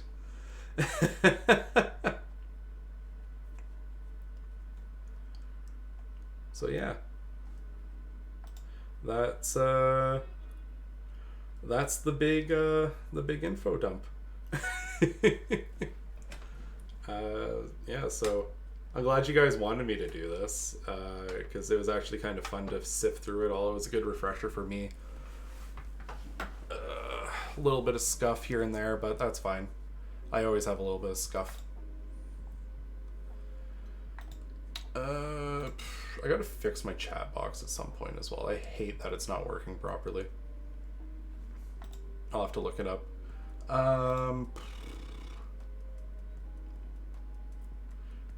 So methinks, you guys want to go on a raid? I'm gonna shoot us, now that we're done, I'm gonna shoot us at the person I'm playing D&D with on Wednesday. I'm running a solo session for my friend Sophia, just to get her caught up with the rest of the party. She missed the last session, so it'll probably be the last session before, well, for a while, and then once the Endwalker craze is done and we start back up, they'll all be leveled off at the same spot. Yeah, they're playing Pokemon. So yeah, I think I'm gonna do that. But yeah, thanks for hanging out, everyone. I'm going to use the bathroom and get a drink.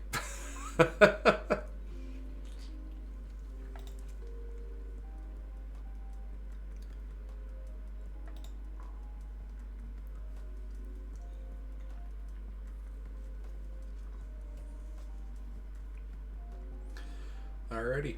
Well, thanks everyone. I will talk to you later. Peace.